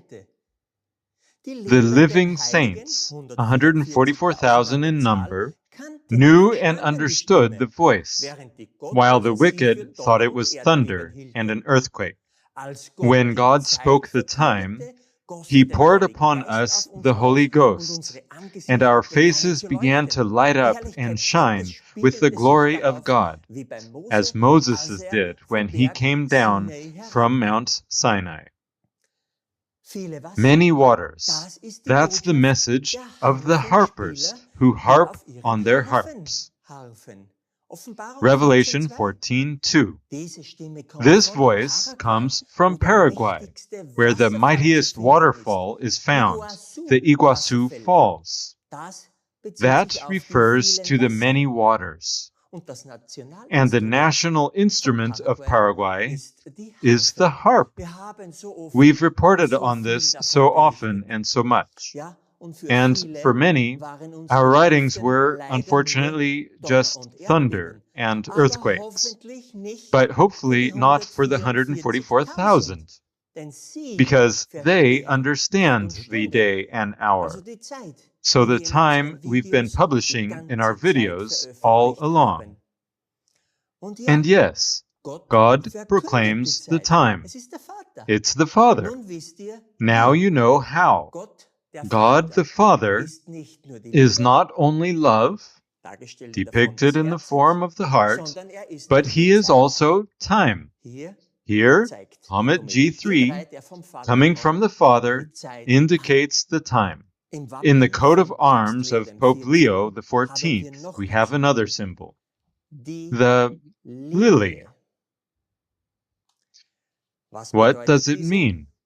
Let's read here on Wikipedia.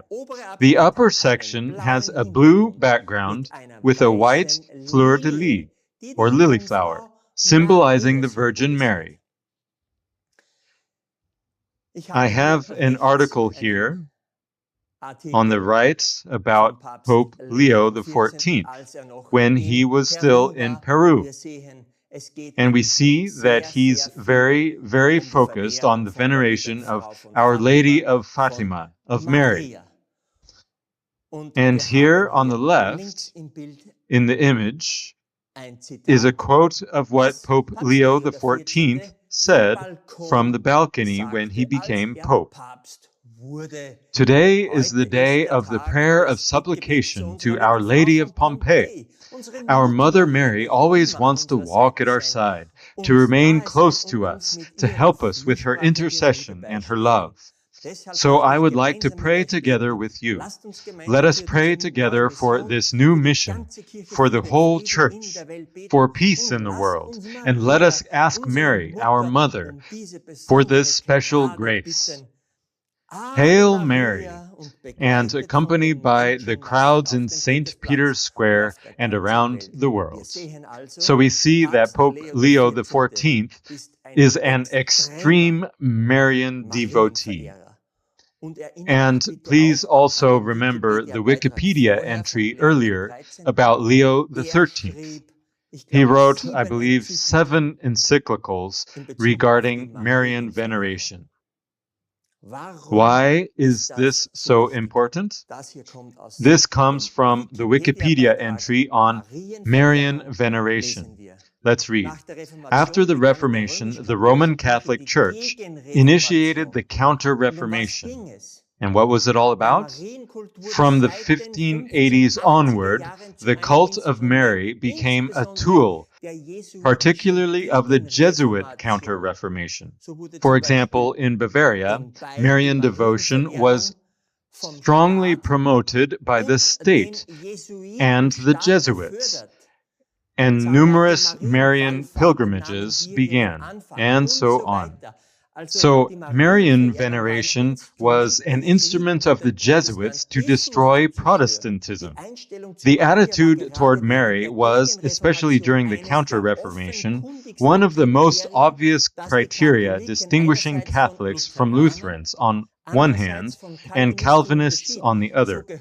Thus, during interrogations, the questions of whether one directed intercessory prayers to Mary and the saints was used as a means to identify secret Protestants. Dear ones, that's pretty clear, and it doesn't come from me. It's officially readable on Wikipedia. No one makes a secret of it. Just read the entire Wikipedia article. It's horrific when you know that Marian veneration is the pinnacle of spiritualism. The Roman religion is pure spiritualism. Hence, the little horn, the papacy, has presumed to change times and laws. Here is the second commandment from Exodus 20, which the papacy has completely removed. You won't find it in the Catechism. Instead, it split the 10th commandment to still have 10 commandments, so this deception isn't noticeable. And the other commandment that was changed was the 4th commandment, which is about the sacredness of the Sabbath. Let's briefly read the 2nd commandment as it really is. Thou shalt not make unto thee any graven image or any likeness of anything that is in heaven above, or that is in the earth beneath, or that is in the water under the earth. Thou shalt not bow down thyself to them, nor serve them. So all these stone idols, wooden idols, these figures, thou shalt not bow down thyself to them, nor serve them. For I, the Lord your God, am a jealous God, visiting the iniquity of the fathers upon the children unto the 3rd and 4th generation of them that hate me, and showing mercy unto thousands of them that love me and keep my commandments. It's about the visitation of iniquity over generations. With the veneration of saints, Satan binds entire generations. And you must thoroughly repent and have remorse for this, and say a thorough renunciation prayer. Because you see here these bonds, ropes, cords, and chains that Satan has stretched over this world for centuries. I'll explain this spiritualism again here. Read Genesis 2:7. And the Lord God formed man of the dust of the ground, and breathed into his nostrils the breath of life, and man became a living soul. So, the person himself is a living soul. That's the equation. Dust plus breath equals a living soul. And the reverse, life minus breath equals dust. And that's what happens when you die. When you're dead, you know nothing anymore. You rest. The Bible is clear about this. There are very, very many Bible verses that clearly show and prove this, without beating around the bush. Believe and search the Bible more, and don't believe church doctrines. Test it yourselves. Whoever prays to Mary and the saints and venerates them is speaking to demons. Those are the fallen angels, and worshiping them, just like King Saul did. And the result was fatal because of it. In Daniel 11, we also read about the king of the north, and that's the papacy. Neither shall he regard the gods of his fathers, nor the desire of women, nor regard any god, for he shall magnify himself above all. But in his place shall he honor the God of fortresses, and a God whom his fathers knew not shall he honor with gold and silver, and with precious stones and pleasant things. So, this papacy will not honor Dagon, not Astarte, not Tammuz, so the gods for women. It will not honor them. It will not mention them. But now the same spiritualistic God is called Marian veneration. Do you see these images here? Do you know all these structures that have sprung up all over the earth? Do you know them? Those are the fortresses, the walled houses for Mary. Those are the fortresses. That's the God of fortresses. This is what the papacy worships. Just so I've said it, women like Marian veneration. It's meant to show that the woman is the strong, mediating gender, and no longer the man, Jesus. Today, it's often tolerated that women become pastors, etc., etc. Keyword emancipation, keyword feminism. No, that's not the role Paul assigned to the women. And one last piece of evidence that the end has come through spiritualism and Sunday worship. On June 29, 2008, Pope Benedict, whom we already saw something about in his coat of arms today, proclaimed the start of the Holy Year of Paul. We wrote an article about it, and of course we called it the Year of Saul. Please read the article. It's very, very insightful and important. As I said, it's not Paul, as it was publicly called, but Saul was meant, the persecutor. For this occasion, there was a special signet. You see it here. And it was for all metropolitans, for all Freemasons, for all Illuminati, for everyone who could read this symbolic language. I'll explain it briefly. It's about an open book. Supposedly, it was meant to refer to Paul's letters and to Paul's preaching ministry. But who was the recipient? Here we see the Maltese cross. But that's just a two-dimensional depiction of a pyramid. Here's the tip, and here are the four sides of the pyramid. And that is the most commonly used symbol of the Freemasons. And we also find it on the garments of the gentlemen in Rome. So this emblem was addressed to them. And who was the sender? We have the black flame here. And you remember, Lucifer was the torchbearer himself. And also remember, there's the Statue of Liberty in America.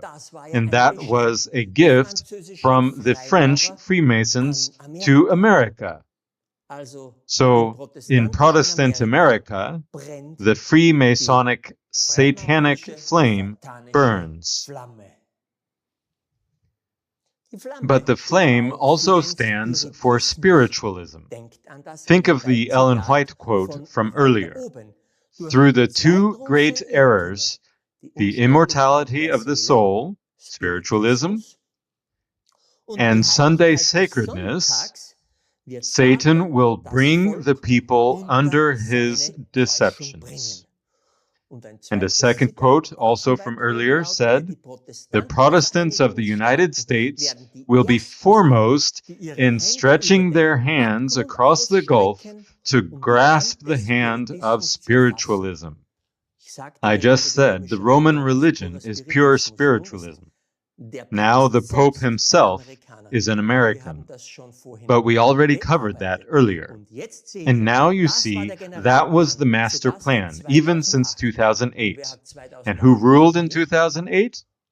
Our dear Pope Benedict. There's also a sword in the emblem, they said back then. But it's not really a sword. And I'll say it now. It's a hidden trident. Now, the sword was officially supposed to refer to the beheading of Paul. But it's not one. It's a trident. You know, Neptune, Poseidon, and that's his symbol of rule. Satan wants to rule. The god of the sea is also called Aquarius. That makes us think of the hippie movement, the New Age movement. And that's pure spiritualism. I'll come back to that. Aquarius in the Bible is also Dagon, the fish god, the Philistine god. And from there come the fish head miters that the gentlemen in Rome wear. And in every papal symbol, you see these fish head miters too. See? It's the same old God, just in new garments. It's the same millennia-old satanic religion. The age of Aquarius has arrived exactly now. And why exactly now? Count the links in the chain. There are 17 links. June 29th, 2008, plus 17 links is 2025. Wow. Do you see how the dragon planned everything? This has to finally wake people up. Now you also know Jesus must come before June 29th, 2025, because otherwise no flesh would be saved. And he comes on June 20th to 21st, 2025, as mentioned so often before. Here are 2 years listed, 2008 to 2009. That would refer to 2025 to 2026. That's nothing other than the Jubilee year, the 70th year, 2025 to 2026. The authorities in Rome knew it back then. Benedict knew it. He deliberately created this signet to send a signal to all the Illuminati. This is the final plan for the last 17 years. This trident in the signet, of course, also points to the dragon, the beast, and the false prophet, and thus to Armageddon. And you could also say that in the last 17 years, the 3 great attacks were supposed to take place: the image, the number, and now the mark. In the signet, of course, the so-called 666 is also found. Of course, with Freemasons, it's about numerology. For them, the 9 is an inverted 6. Here's the second 6, and here is the third 6, the mark. These 17 chain links also point to something else. If you add the 2 numbers together, that's numerology, as is common in Freemasonry, it's the number 8. And that's the lazy 8, or the lying 8. That's the Ouroboros, the snake biting its own tail. That's yin-yang. That means the infinite rule or reign of Aquarius, or Poseidon, or whatever you want to call it. That's Satan, of course. And this reign is supposed to begin in 2025 to 2026. So, Jubilee year or reign. Now we see an open book here. While in Leo XIV's coat of arms, we see a closed book. The plan was to reject the Bible, to burn it, to make it irrelevant, to close it, to set it aside, to no longer heed it. That means no more sola scriptura. And that's how the Reformation began. And that's how the Reformation is supposed to end. So Protestantism must finally stop. That's the plan. And the flame, we have it here. And we have it here. That's the spiritualism, this Marian veneration. These are Rome's means to bring down Protestantism. That was the plan for the last 17 years. Do you see how Benedict, Francis, and Leo XIV belong together? And of course, with Trump, the traitor? I've displayed Daniel 12:7 here. And when he shall have accomplished to scatter the power of the holy people, all these things shall be finished. And this scattering, or shattering, is to end Protestantism and crush the resistance. And Armageddon is now, to completely shatter God's holy people.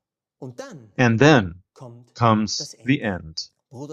Brother John, the 4th angel from Revelation 18, with a small group of the Church of Philadelphia, have worked for 17 years until we now fully see this emblem fulfilled. This chain is meant to bind the saints, but the shot backfires, because there will be a small, steadfast remnant. And in the Battle of Armageddon, as we read earlier in the Ellen White quote, God will emerge victorious. Revelation 20:1-3 says that Jesus comes with his faithful, with a chain and a key in hand, the key to the bottomless pit, and locks the dragon in the bottomless pit, and seals it with the chain. Jesus and the faithful of his army on earth, so to speak, snatch this chain from Satan and use it against him. And how? The protest is not over, and there's a small bastion. That's how it looks. Once again, the 144,000 hear how the Father proclaims the time. They will watch this video, or they already know us. They might already know the time from our last videos. They exist, and they will stand.